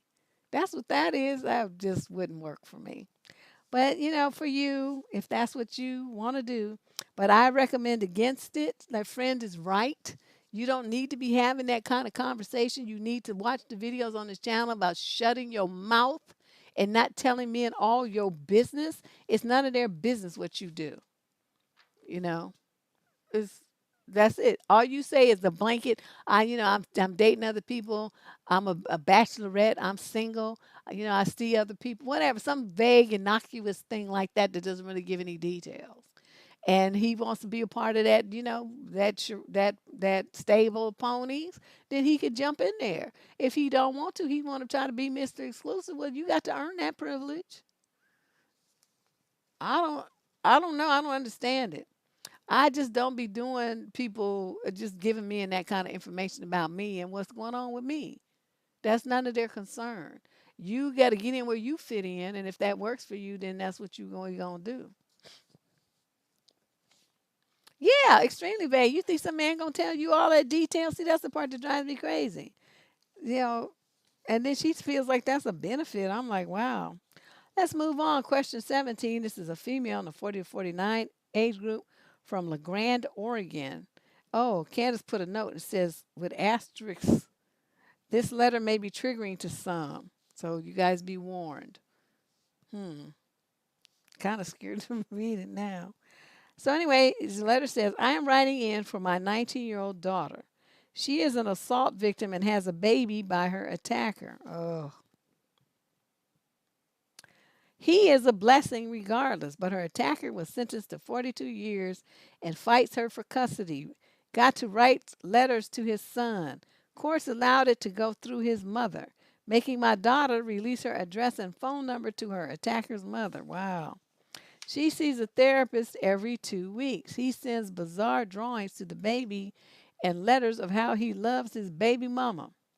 It's like being victimized again and again, and the judge allows it. How does this stuff happen? You know how it happens? Because you, as her mother, did not insist that she get an abortion. This is your fault. Don't write me with this shit like this, thinking I'm going to be sympathetic. You set your daughter up for this bullshit. And then you write me with this nonsense. Every single thing that's happening to your daughter is your fault, lady.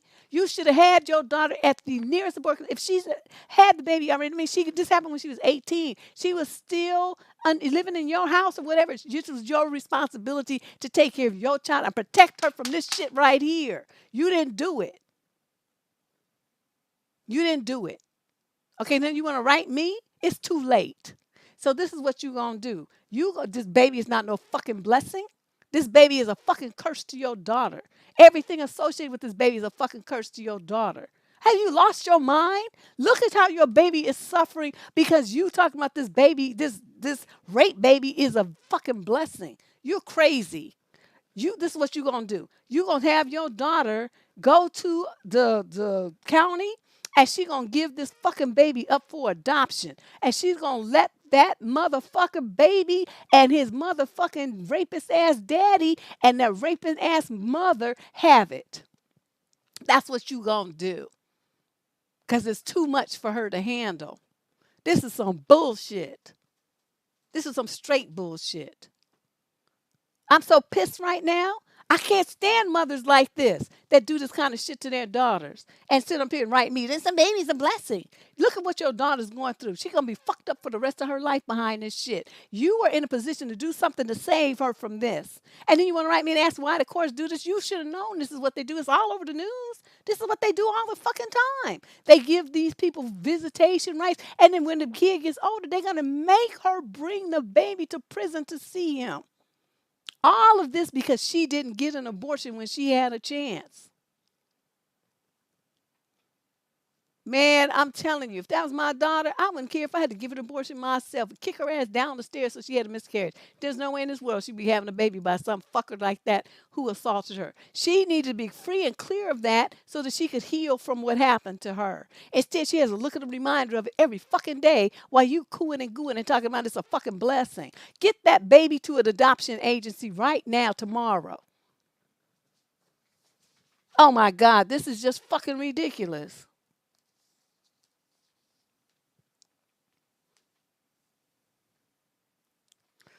This is pissing me off. Sitting up there talking about how could this happen? This is what happens. This is known nationally. This is the bullshit that happens to girls and women who are assaulted by men, and this is why they want to keep victimizing them. There's no way in this world you could say that you didn't know this. It's all over the news. You could have done a Google search and found this out. Give that fucking baby up for adoption so that your daughter can go to another state and start her life over free and clear of these people. Yeah, she needs to start healing, and the only way she's gonna be able to do that is to get rid of all this shit that she's tied to this fool. This fool is gonna be fucking with your daughter for the rest of her life. Cause he gonna always have an excuse to know where she is, what she's doing, who she has around, my baby, and all this kind of stuff. Your daughter is set up to be a fucking victim for the next 18 years at least. You not thinking straight. Get this motherfucking baby up out of her life. I don't care if you throw that shit at, give it to a fire station, because you know they have them things where you can bring the baby to the fire station if you can't handle it no more, and they will do that. Take that fucking baby to the fire station and give it away. Goddamn rapist ass baby. And you something there talking about the goddamn baby is a blessing. That baby's a fucking curse to that girl. It's ruining her goddamn life. And you sitting up there writing me with this bullshit. I'm so pissed right now. Question number 18, male, 22 to 29 from Baltimore. How do you manage to date while making so little money? What? Is it even worth your time? I I need a drink. I don't have any. My wine is in the other room. Oh, he's going to be using that baby to get to her for the next 18 years, and he has a ready-made, tool to do it, to ruin her life for 18 solid years.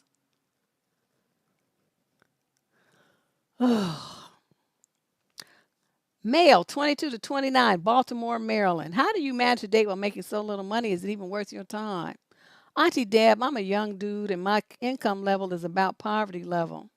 My free time is restricted by a shifting work schedule. I figure I spend around 12 years directly and indirectly working when scheduled, from the night before to plan out my work outfit to preparing in the morning, commuting, unpaid breaks, commuting back, winding down, and preparing the next time, etc.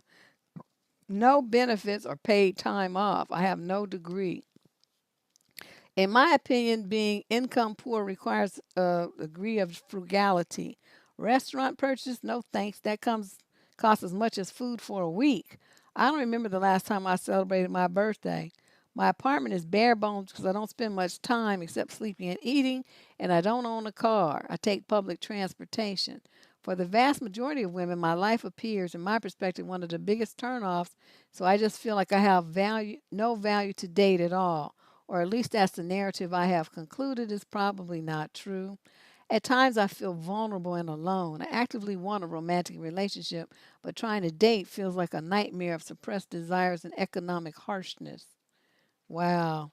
What is your stance on the matter? What should I do? So you're 22 to 29 age group. Sir, what you're going to do is try to find yourself a better job. Okay, so wherever you've been working now, you have some experience. You should at least have a job where you have some benefits. Okay. And I would also look to see if you can find a place where you have a roommate, where you guys, to cut your living expenses almost in half. You can pay half the rent, half the light bill, half, whatever.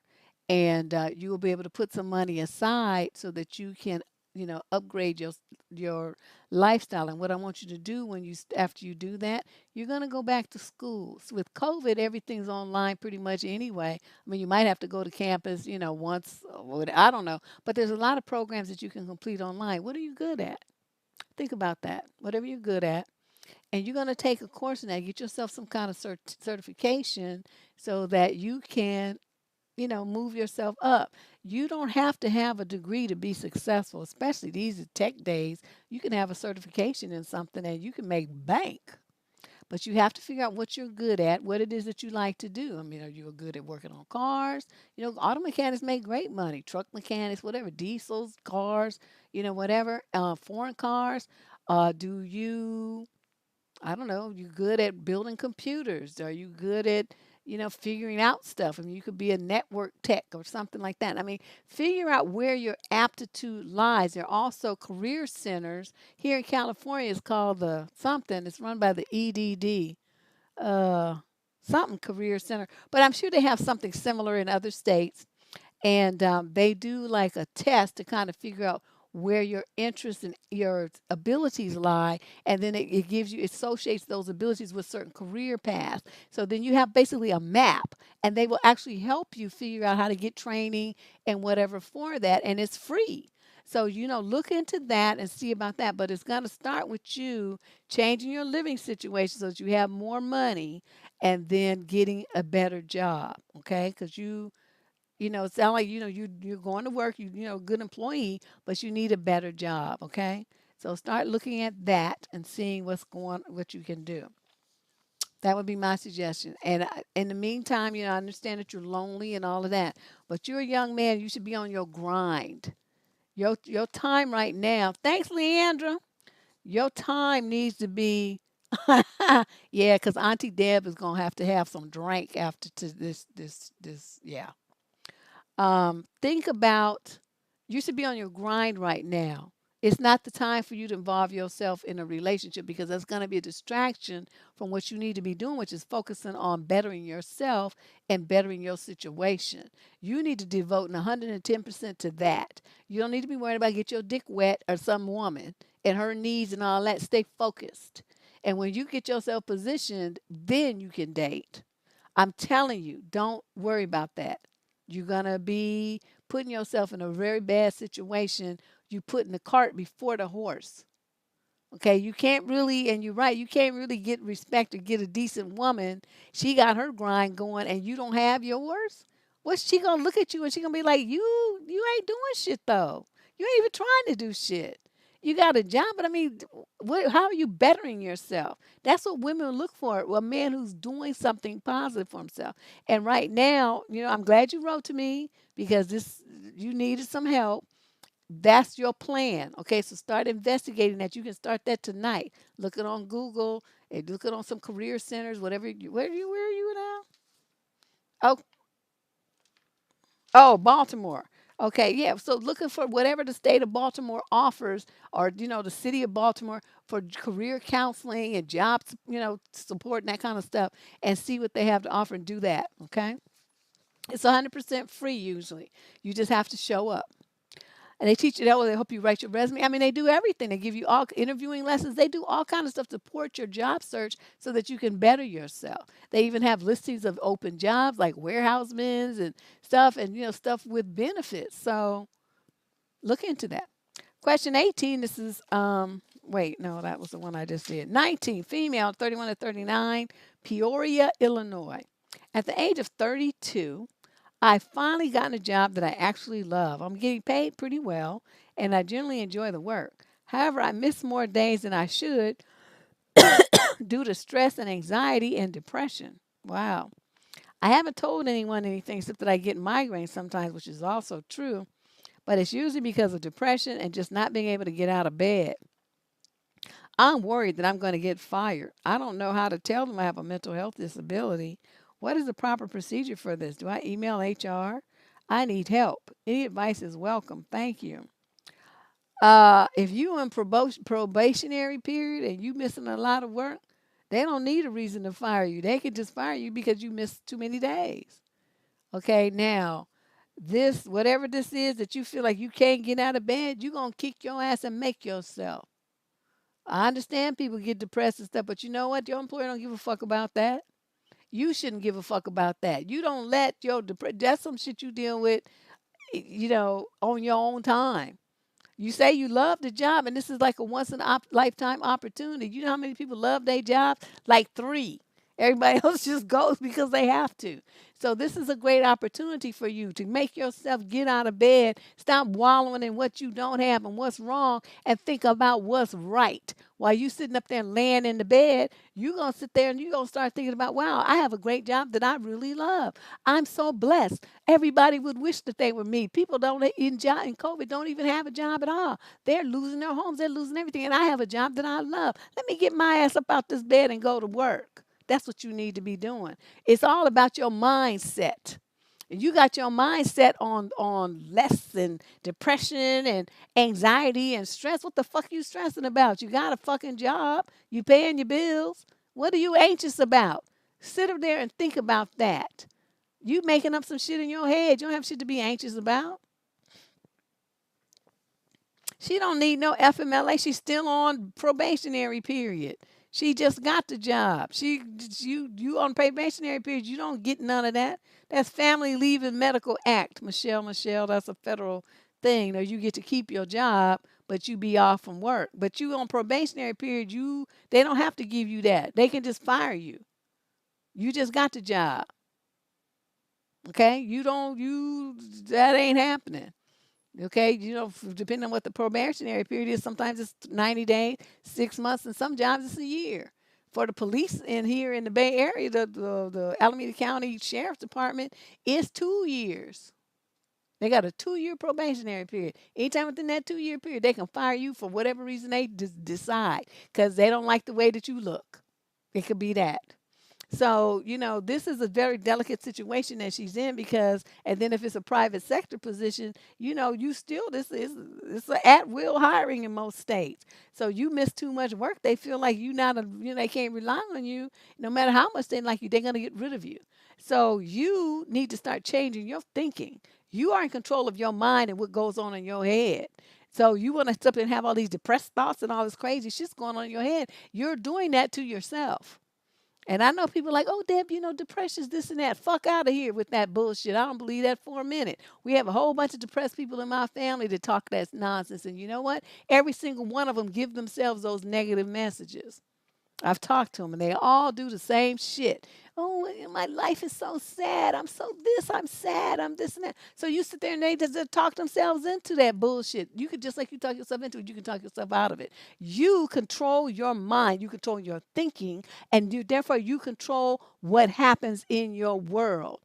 So just like you laying there, oh, I'm sad, I'm depressed, I have anxiety, I'm stressed out, this and that. If you stressed, go jog around the block. You hit that cold and wherever you are, Peoria, Illinois, that snow and shit, you jog around in that, I bet you your little ass will be happy to get back inside and all signs of depression, anxiety, and stress will be gone while you shiver. I'm just saying. I don't, yeah, it becomes a vicious circle. So you arrest that. Get your mind right. I'm not going to let you just talk to me and tell me that this is an excuse that's acceptable. It's unacceptable. Get your ass up. You want to be talking, and I'm telling you, every day when you want to lay in the bed, you talk yourself out of that shit. And you get your ass up and you take your happy ass to work. Being depressed is a fucking luxury of rich white people. That's the way I feel like, because they don't have to, they got money. So they can talk about, oh, I'm depressed. I need my lithium. I need this and that. Your ass ain't balling like that. Don't have the luxury to be depressed. Get your fucking ass up and go to work. Question number 20, female 22 to 30 from Toronto. My boyfriend of 2 years has a close female best friend that lives near him. I have been jealous of her for a long time because they are close. And I told him that I didn't want them talking anymore because I don't like that she was loading her personal problems onto him as if he doesn't have enough on his plate. I didn't like that he was telling her his problems and not coming to me. He was and is relying on her for emotional support instead of coming to me, and that hurt. I explained how I felt, and he agreed not to talk to her, but secretly he was. Okay, and I found out he would keep secretly talking to her. I didn't think fondly of her from the start because she tried to make me out to be a bad person. She had asked for my name, and I had told her not to ask for personal information. She said I snapped at her, which I didn't. Anyway, when she found out I didn't want them talking, she was bullying me and threatening to put me on life support. Wow, spreading my personal information around when she found by hacking my boyfriend's accounts. He wouldn't remove her from his life for me, and that really hurt. I want to dump him for it because by keeping her in his life, he's disrespecting me, and it will make her think that she can get away with it. Even they even have matching profile pictures now, and she doesn't want him to talk to me, and will block me through his accounts, which she has a password to, and he doesn't mind because he doesn't kick her off of them. I wanted to go on his accounts too, and he won't let me. Now I have a close male friend, and he's jealous and isn't nice to me anymore. So I had to stop talking to him. So my boyfriend didn't kill himself because he threatened to do and saying I'd be happy with him and say, "Okay, this is stupid. How old are you? And you in the 22? Okay, you must be like 22 in Toronto with a dumb boyfriend of 2 years. Okay, let me tell you something, girlfriend. When he put this woman before you, that told you what time it was. He loves her. He don't love you. I don't know what their situation was. He says that's his quote female best friend, but that's someone he loves. That chick has his heart. Let me just put it that way. He jumping through all kind of hoops and doing all kind of stuff for her to have her close to him, access to his life, and all got what they call the key to the kingdom, with his passwords.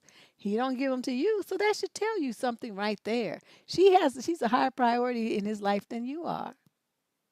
She calling you names and he telling her information about you and she could hack his phone and all this stuff. She didn't hack his phone. She has access to his phone because he's over there. And she knows how to, his password. So I'm not really understanding why you don't understand what's going on here. You just some booty while he waits for her to come around and choose him. What you should do is just, disappear on his ass. Next him. Get rid of him because he's not into you at all. He's into her. That's the woman that he is, you know, who has his heart. I don't know if they smashed it or not.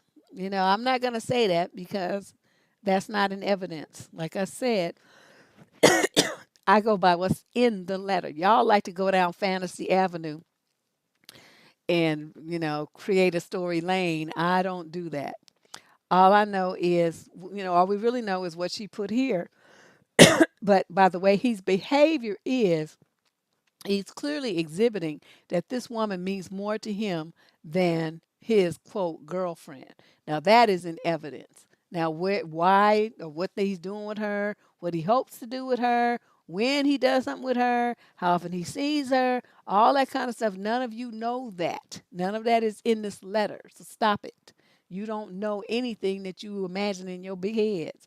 So this dude here, but all I'm telling you is, you're feeling all negative and alone and all this kind of stuff. Cut this dude out of your life. He's not on your, no, this is a waste of your time. Okay, let's move on to question 21, female 40 to 49 out of Washington, D.C. I've been single for over a decade because I've been focused on self-development, my education, establishing my career again, etc. I've occasionally dated during that time, but no one ever made me feel like giving up my peaceful state of singledom until this guy. I met him in October of last year, totally unexpected. He's sweet, kind, charming, respectful, smart, a good communicator, emotionally available, invests in our relationship consistently, wants to settle down, and he's open to pacing the relationship that neither one of us feel rushed. And the chemistry is off the chain. Everything is great except for this one thing. What is my concern? He is a cut and dry kind of guy, and we have different viewpoints. It's hard to get him to understand my heart behind why I feel the way I feel. For example, before he asked me to be exclusive, he mentioned that he's always felt more comfortable around women, and since he was a teenager, he's always had more female friends than guy friends. And if I have any concerns, don't hesitate to speak up and not bottle it in. I was okay with this because we've talked about expectations and how building trust is transparency and honesty is important. I also am not afraid to walk away from what isn't in my best interest. I've never doubted him until recently. We usually talk every night before bed. Since he lives in another state, we typically see each other every weekend or every other weekend.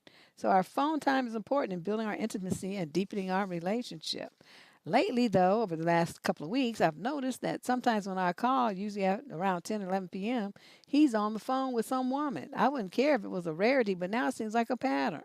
And I'm wondering if there's someone he prefers to have a nightcap with besides me. Hmm. Yes, I've asked him straight up if he's romantically interested and attached or involved with someone else.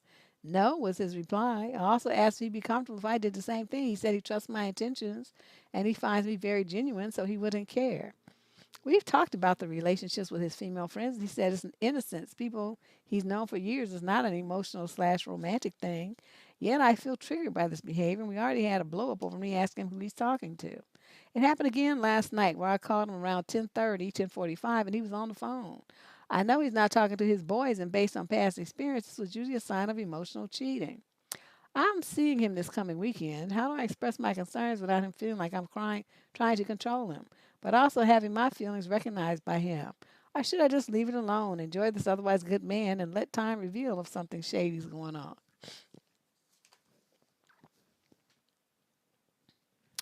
Well, it depends on what you're looking for. Let me just put it that way. He seems like you're pretty happy with everything else in the situation except for this one thing. And it's like it's bothering you, but you can't really prove that there's anything going on, right? This is just you're irritated because you call him and you want to talk to him and he's on the phone with some broad. So what can you do? You can not call him. Now, this is what I had to do with my own husband. Well, this was before we got married. That man stayed on the phone. He stayed on the phone. He'd be talking to everybody. Frat brothers, cousins in LA, cousins and family in Louisiana, friends on the East Coast. He just was just be blabbing, just running his fucking mouth all the time on the phone. So I developed, I would call him and then he would be on the phone. Or he would be like having, people around and so he'd be trying to talk to me, but he'd be, having these side conversations going on with these other people. So you know what Deb did? Deb never called him. After a certain point, it's like, I never called him ever anymore. So after we were married, then I would call him like occasionally. But generally, I just waited for him to call me. And I did my thing in the interim. So if I wanted to go somewhere, I went.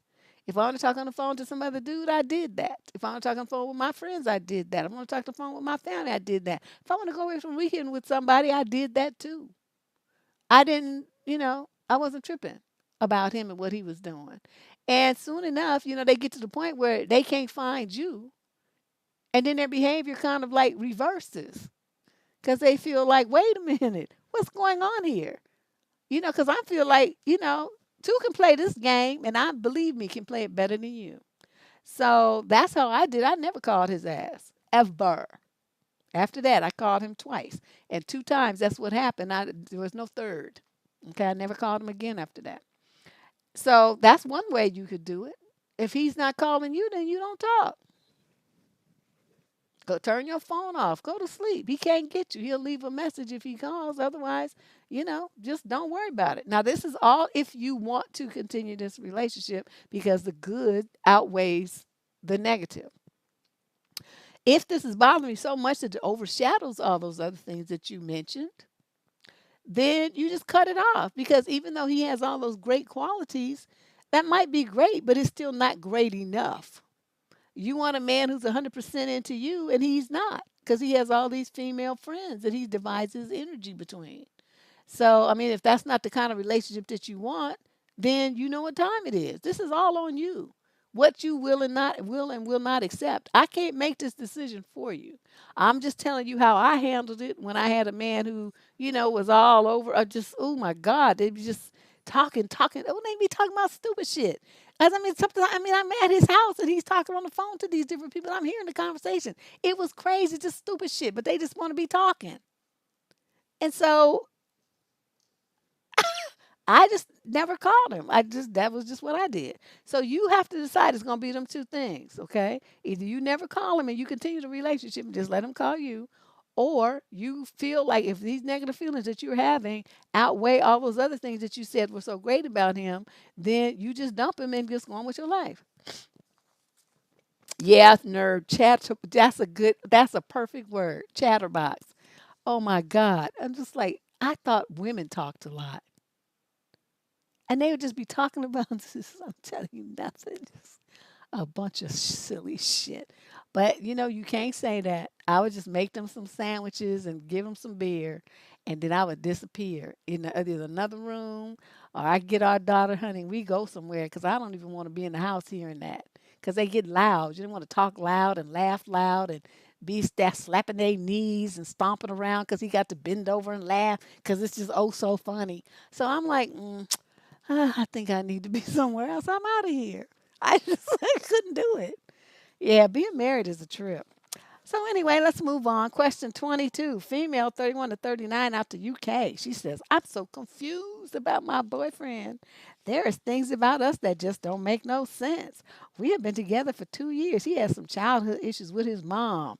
He was overweight and blamed it on her. He was bullied, a late bloomer. I found a girl that he dated 5 years and proposed to, but she turned him down. He didn't mourn that relationship. He instead focused all his time with online dating and hooked up with so many different women, it was ridiculous. He wouldn't let any of them get close, or early on, he would find something wrong with them and ghost them. I took this as a challenge, and we've made it to 2 years. Apparently, he still has been on dating sites most of the time. I think he's addicted to them. Now he's fit, successful, good looking, and charming. I was going through a seemingly mutual divorce, which was going well, but money makes people ugly. My ex husband wanted to cash out on the house and evict me and the kids. After 4 months of dating the man I met on Tinder, this man bought the house from my ex husband to keep me and my 3 kids in it. I do pay him rent, but with no security deposit, no nothing. This man signed on a $449,000 house and laid out his life savings. Wow. Actions speak louder than words, right? I think he is addicted to the chase of other women. No, he still has it, addicted to the adrenaline that it brings. I believe he loves me more than he has ever loved anyone. We are good together. He calls every day. We've been on a few 3-week vacations. Never fight, best of friends, best companion. He just lacks emotions and commitment. He is logical and focused, which keeps me on point too. Hmm. It sounds kind of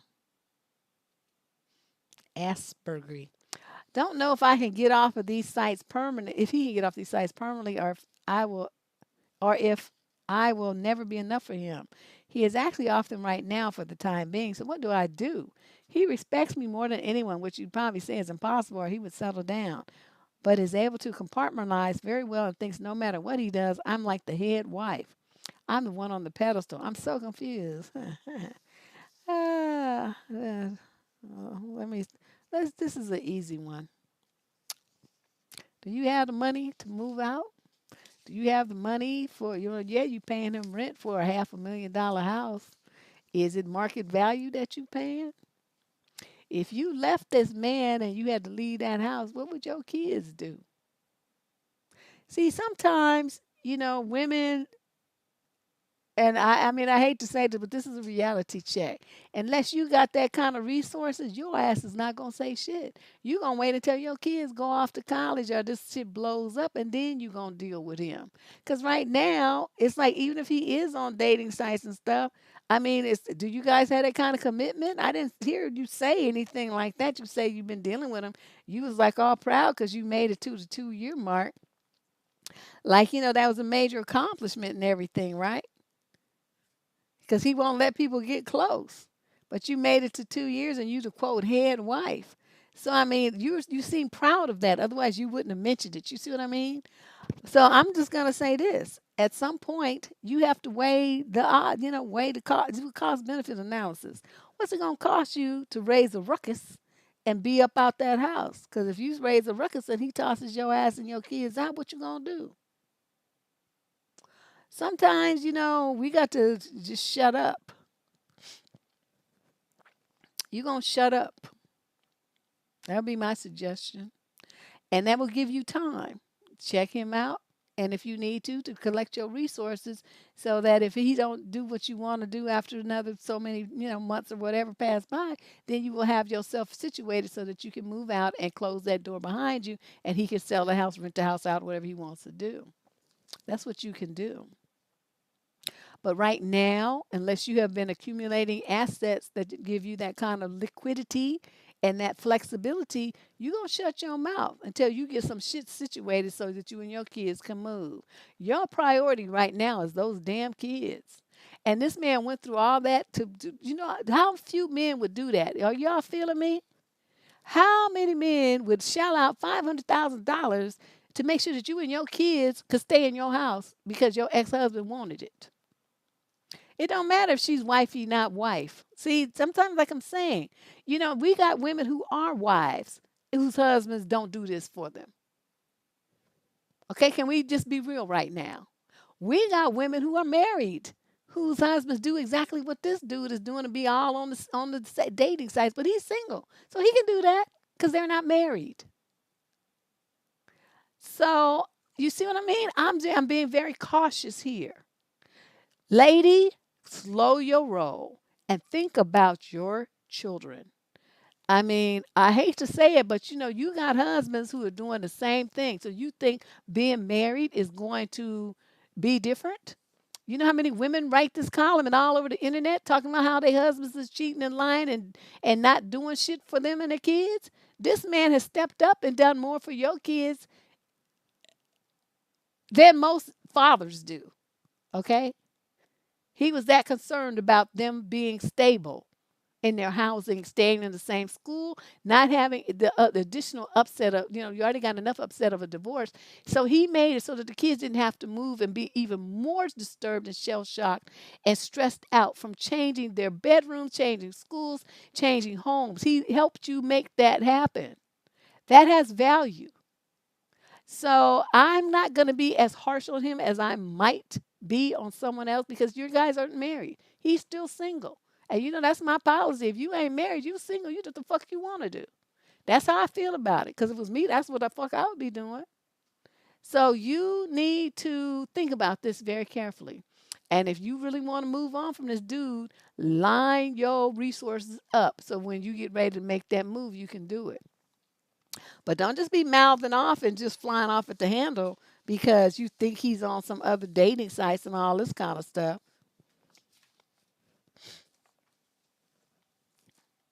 That has a lot of value, and she got 3 kids, not just one, 3. That's a lot of a lot of stuff, and a $500,000 house. She need to be quiet for a minute. Now, she need to get, like I said, slow down and think. This is a move that requires some strategy. This ain't some shit you pop off and do because you in your feelings and you feeling all like he might be with some other woman and all this old shit here. You think, lady, you strategize and you plan. Okay? You don't just jump off, fly off the handle. This and then you really think, are you going to find somebody better? I'm not trying to push, dude. I'm just thinking, 'cause I don't know what you look like. Okay, let's just be real. You done had 3 kids. I'm sure that's impacted your body. What's this bug looking like? What you got going on educationally, intellectually, socially? I mean, where are you in the dating heap? You at the top, you at the bottom, you in the middle. What's going on? Be realistic here as you make your assessment and you make your strategy. Don't be flying off at the handle. Well, he's seeing other women. I'm going to do this. That would be a dumb buddy move. You better be thinking. Be smart about this. And worry about your kids. That's your top priority. Question 23, female, 21 to 26 from Maryland. Hey, Miss Deb, this is a testimony on how much your What the Fuck Tuesday videos have really helped me. Oh, I am 25 years old. I wish I had found your channel sooner because of my last relationship with a total narc. I had downloaded an app on Friday to find new guys to talk to and eventually go on dates. I believe in talking to multiple guys, so I'm not wasting my time. But I got it down to three dudes. The first guy started talking like a dusty hotep, saying, saying things like a queen helping her king build. Good. She says, I blocked him ASAP. I'm like, good. The second guy, we agreed to go on a date the upcoming week on Thursday. We texted again on Sunday, and he happened to be at work, so I told him just text me when you're free. This fool says, wait, I'm about to get off in a few. Do you want to chill? I replied, LOL, no, and blocked him as well. Dang, girl, you harsh. The last dude, we planned to go out on Tuesday. That day, he texted me saying how he's bored at work. I replied, be grateful you have a job. So later on, when he got off of work, I said, you probably don't feel up to going out now. And he says, yeah, I'm tired. That's understandable. I was going to block him, but his number wasn't saved, so I had to delete the conversation. He texted again on Thursday saying good morning, and he was blocked. I know we could have rescheduled the date, but I'm choosing the day he worked was a low effort, in my opinion. What do you think? Okay, wait, rewind here. Now, he said he was bored at work, and when he got off, you said you probably don't feel up to going out now, and he says, yeah, I'm tired. Okay, but why did you say that? Why did you say that? I don't give a fuck if he was had to take no dose and have 12 cups of coffee. He's supposed to follow through. You gave him an out, and then you get mad at him for taking it. You did that to yourself. I don't- that was not good. That was not a good move. What you did. That was your letter. Okay, well, you know you getting about to get your hand spanked for that one. You don't never give a man an excuse to do anything. You don't help him. You don't give him an excuse. You don't give him no language. You don't give him no words. What you were supposed to say is, oh, okay, well, where are we gonna meet? If he's gonna say, oh, I'm tired, that comes from his mouth. You don't say that for him. You did too much. You was doing way too much with that little thing right there. Um, do you want to chill? What you said, LOL, no, and you blocked him. What you were supposed to do is say, what do you mean? Because you don't know what he meant by that. You assumed you did, but you didn't ask any questions. You just jumped to a conclusion. So you let him tell you what that means. Well, we could chill out, we'll go over here and have, I don't know, a burger. Or we could, go. You don't know what he meant, right? Did you not jump to a conclusion there and respond to your jump to conclusion? So, I mean, I understand the Dusty Hotel. Yeah, that building with a nah. Say, I'm with you right there. That was perfect. You did an immediate block and delete. Perfect. These other two, I'm on the fence about, and I think you did too much. You did a little bit too much here. And I think he was a little too quick on the draw. So think about that, okay? In the future, when you're dealing with guys, you don't just jump to conclusion. You ask them, "Oh, what does that mean? Oh, can you clarify? Oh, I'm not really understanding. What exactly are you talking about? You ask for information so that when you block them, then you know that you know that you're blocking them for the right reason. Right now, those last two guys, I'm not real sure that you did the right thing. The first one, yes. The second two, I think you kind of overreacted.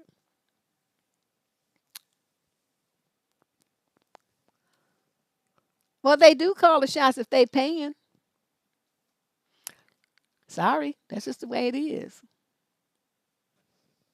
Now, you want to go Dutch and pay your own, then you could call some shots. But if a man's taking you out, then he calls those shots. That's just how it is. Okay? You pay the cost to be the boss. He paying, he's the shot caller. So, young lady who wrote this letter in, there you go. That's your answer. Okay. It was 5 a.m. Who called somebody at 5 a.m.? Well, you left out them vicious details. See, people just, why you didn't put that in the letter? So he said, do you want to chill at 5 a.m.? Is that what you're telling me? Why did you even answer the phone? I put my phone at 10 o'clock. My phone has a setting. It automatically goes into do not disturb mode. I don't care who you are. You ain't you no. You ain't getting in touch with me after that. Between 10 a.m. and 10 p.m. and 7 a.m., my phone is on do not disturb. Even if I'm awake, you ain't reaching me. I don't get no texts. I don't get no notifications. I don't get no calls. And that's just how it is. Let's move on. Question number 24. Next time, if you write me, put in those kind of details. Question 24 of 25. This is next to last letter. Female 31 to 39 from Coventry, UK. My ex is a waste of space, she says. We have two children, 4 and 7. I work in a nursing home as a care assistant. My ex has a 1-year-old with a new partner. So today he texts me, I'm sorry, I can't have the girls over. It's not safe. You work in care and I'm not risking my son's health. So is he planning on never seeing his kids again? What would you say back to this, Deb? I would understand that. But what you have to do is, work that out with him. Especially, I was reading in the UK, it's some new form of the virus that jumped off over there. And this, I mean, I don't know what's going on with this COVID thing, but, for a 1-year old baby, um, I could see where he might be concerned. You're exposed to some stuff in your job, and then, so are the girls because you're there with them. He's not trying to have that extra risk around a new, 1-year-old kid. So what you have to do is just ask him, okay, I can understand that because the baby's pretty young. When do you plan to see the girls? And you let him do this in a text so you have evidence, okay? So he can say, oh, never, or not for 2 years, or something like that, okay? So then you text him back and say, okay, well, I will be seeing you in court because we need to adjust the amount of child support that you pay since you're not going to have visitation. It's based on partially on the amount of time that you have them in your custody and care. So since you're not going to have them in your custody and care for 2 years, you need to pay more child support. And you put that in the text. And so then you go and you file the paperwork and drag his ass back to court and get that child support upped. That's what you do. He has this is valid. I understand it because little kids are dying of COVID too. But you don't let him get away with that and you have all extra responsibility, you have to feed him extra time and stuff when that's supposed to be on his dime and then he's not doing it. Oh no. And then you put it in the text, like I said, so you can have it where you can take that to court and show them that and then say we need more child support because now I have the girls all full time and he has them no time. So whatever compensation that he was getting, it was getting adjusted, will that needs to be curtailed. He needs to pay the full amount because now he doesn't have them at all. By his own admission, he doesn't even want to have them. Now, then you got to sit down and you got to explain this to your little girls. I don't know what language you're going to use, but you don't want to tell them, yo, nasty, raggedy daddy. You don't want to do it like that. You want to say, daddy's concerned because, he has the new baby and, mommy's job puts her, in kind of a risk. And so he's kind of worried that, I might give the baby something through you because of my work or this and that and say, blah, blah, whatever you're going to say, just make some shit up. I mean, kids, they don't know all the scientific background of it. So you just flip it around and make it sound palatable to them and so that they understand it's nothing they did wrong. It's not their fault. He's not rejecting them. It's more like he's rejecting you because of the cooties that you may have that you're bringing into the house that might be on them when they come see the baby. So you gonna figure that all out and how that's gonna work. You work in healthcare, you can figure it out, or maybe some of the nurses and doctors can help you come up with some language. Okay. Let's move on to the final letter for What the Fuck Tuesday on the second day of February 2021. I want to repeat, if you're not a subscriber to this channel, please become one. We accept all kinds of donations. You got super chat. You can send me a donation through what's that thing? Cash App. And we have the Patreon subscribers. And also, I'm going to be sending all the Patreon subscribers of $20 or more a as a message where you get a coupon to ask a free advice question. Okay, because normally those are $25.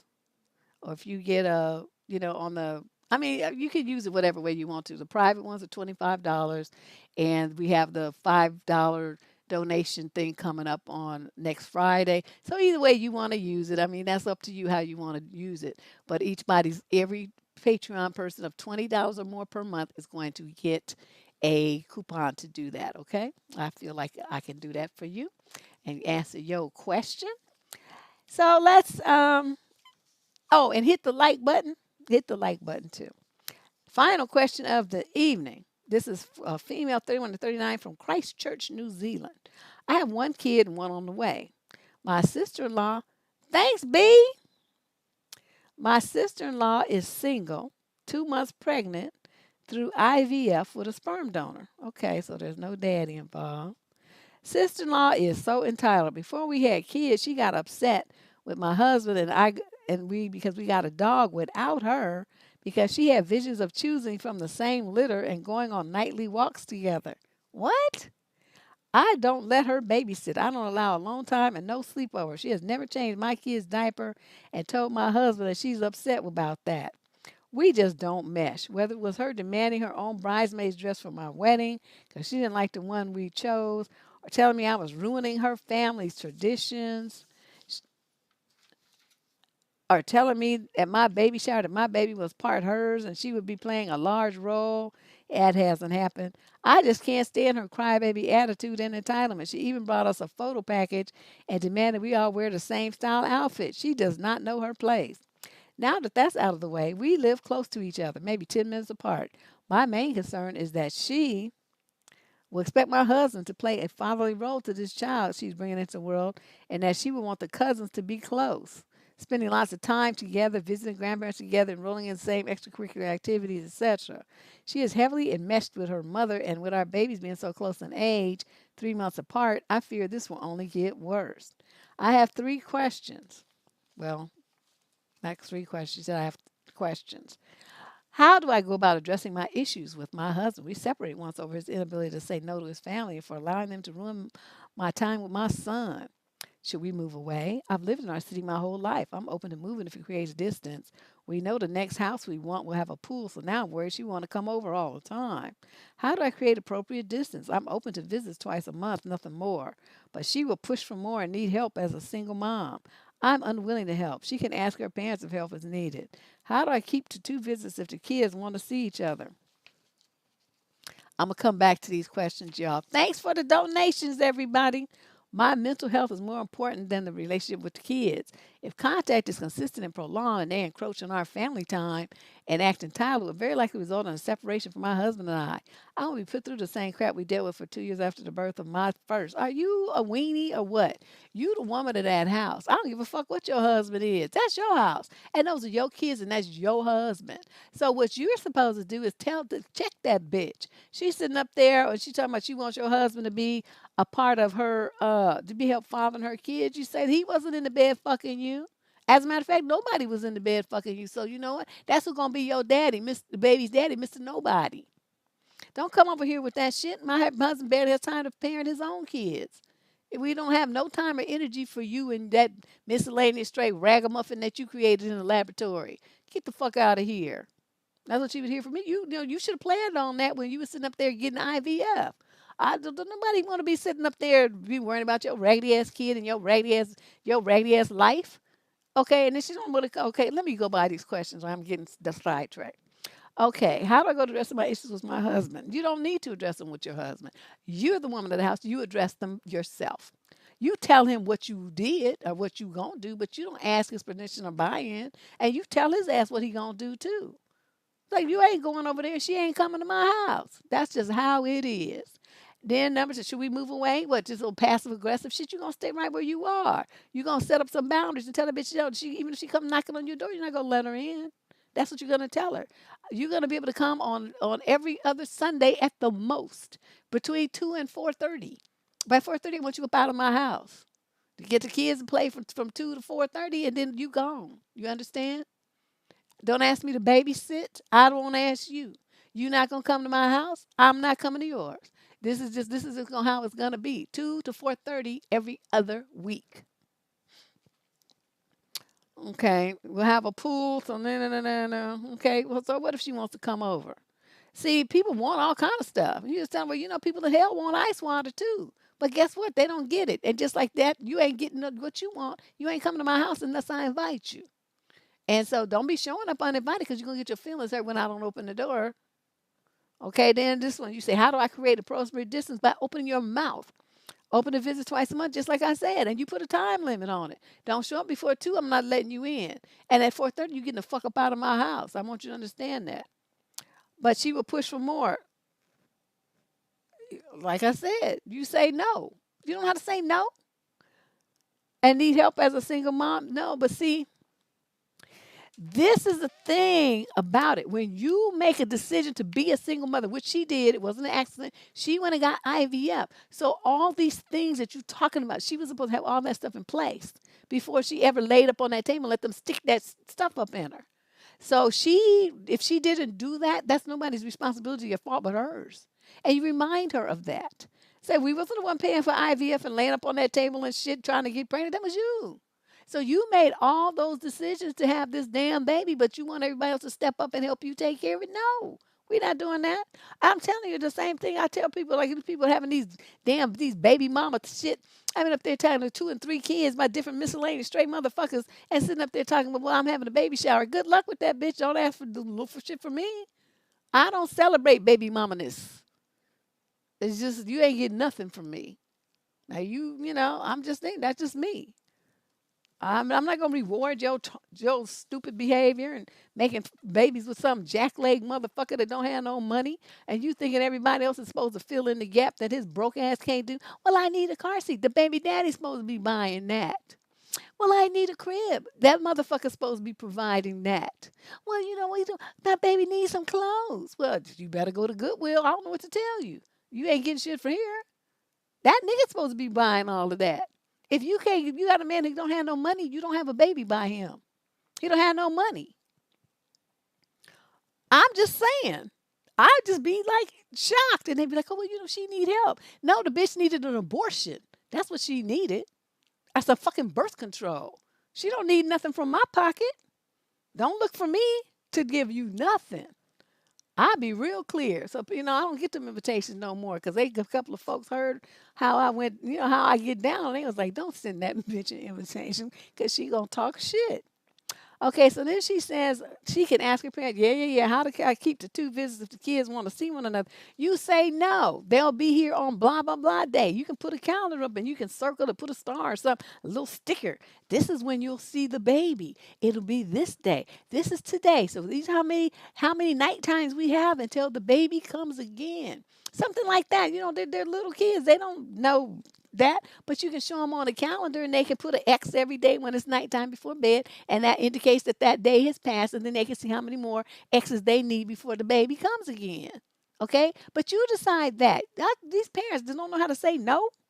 I say no so much it's like flies out of my life. I say no in my sleep. You're telling me shit. You don't pay no bills in this house, children, so you don't get to decide anything. I don't give a fuck what you want. Husband too. My mental health is more important than the relation between. Absolutely. If contact is consistent and prolonged and they encroach on our family time and act entitled, it will very likely result in a separation of my husband and I. But see, you're not going to let that happen because you're going to grow a fucking spine and produce some ovary juice or something. You're going to woman up and run your house, run your family like a woman. And stop thinking that just because this bitch is coming over there acting like the Karen, she's entitled to something that she's going to get it. You tell her bitch ass, no, that ain't happening. You ain't coming up in my house unless I invite you. These are the times in which you're invited, and at 4:30, you're going to pack your shit up and go. And you don't do it, believe me, I will toss your ass up out of here. So you will wish you had, and then if you don't leave at 4:30, the next visit will be canceled, and you won't be back until next month, if that. So she'll make sure she leaves at 4:30. You see what I mean? There has to be repercussions for her behavior. You're not doing this. You ain't handling this shit right. The fact that you think your kids are gonna run your house and because they want to see the cousin and that changes anything? Like, No, you're not seeing the cousin until it's time for them to come. And I would tell that fucking husband that too. Yo, bitch ass sister's not coming over here. I hope you understand. I want to see that hoe. You want to see the bitch, you go to her house. That's what you do. But don't bring that hoe up in my house. I don't feel like looking at her bitch ass. And I don't feel hearing that goddamn baby screaming either. Yeah, oh, suddenly I couldn't think of what is it called? Estrogen. That's what I meant. Ovary juice, but you know what I meant. Everybody, you know my lingo. That's what I meant anyway, estrogen. But I couldn't. The word escaped me at the moment. But yeah, there you go. This is what we do for What the Fuck Tuesdays. It's always a blast. But I'm glad you guys came through. Thank you, everybody who made a super chat donation and who contributed to the responses by, providing some insight in your thoughts and stuff because people do look at what you guys put in the chat room. That's why I be on you to stay on target and not wander off into, maybe possibly land. Stay focused because these are people with, it may sound funny to us or silly or whatever, but the fact that they took the time to write all of this means it's a real issue for them. They're not where we are. Some of you, when you first came here, wasn't where you are now either. So let's get real. So it's, they need a little help to understand what's going on, advance their thinking, elevate their minds, and, kind of get in touch with their, self-esteem and self-confidence and boundaries and stuff like that. They're not there yet. So they depend on not only on me, but on you and your responses as well. So when you come here as a guest and you're chatting, you have a responsibility on this show. Okay, you have a responsibility. I mean, it's fun and everything, it's all that. But you start typing a response to these questions, you need to do that in a way that is responsible and helpful. Okay. So, this is a team effort, a group effort. That's why y'all call yourself the squad, because it's not just me. I'm, the key person, but y'all, you augment what I say. A lot of you sometimes live in the UK or you live in Toronto, you live in Spain, you live in London. These are the kind of things where you have knowledge of firsthand knowledge that I don't have because I don't live there. So you're going to come at this from a different angle than I can. And I appreciate that about you and I depend on that for you to do that. Oh, thank you. So, I just want to remind you because we have a lot of new people, every week new people come, but I want you to understand this is when you come in here in this chat, it's not just a party. You got a job to do. If you're going to respond to the question, or you just want to talk, you feel free to do that. But if you're going to respond to the question, you need to respond to the question, not oh, he probably this and I bet you that. That we don't do that here, okay? We don't do that. But I'm glad you guys are here. And thanks, Shay, for having my back. This girl is like the bomb, and we will have a upload tomorrow. So you'll have a preview. It's only about 35 minutes. The uploads are about 35 minutes. Okay, so you be on time, and when the show starts.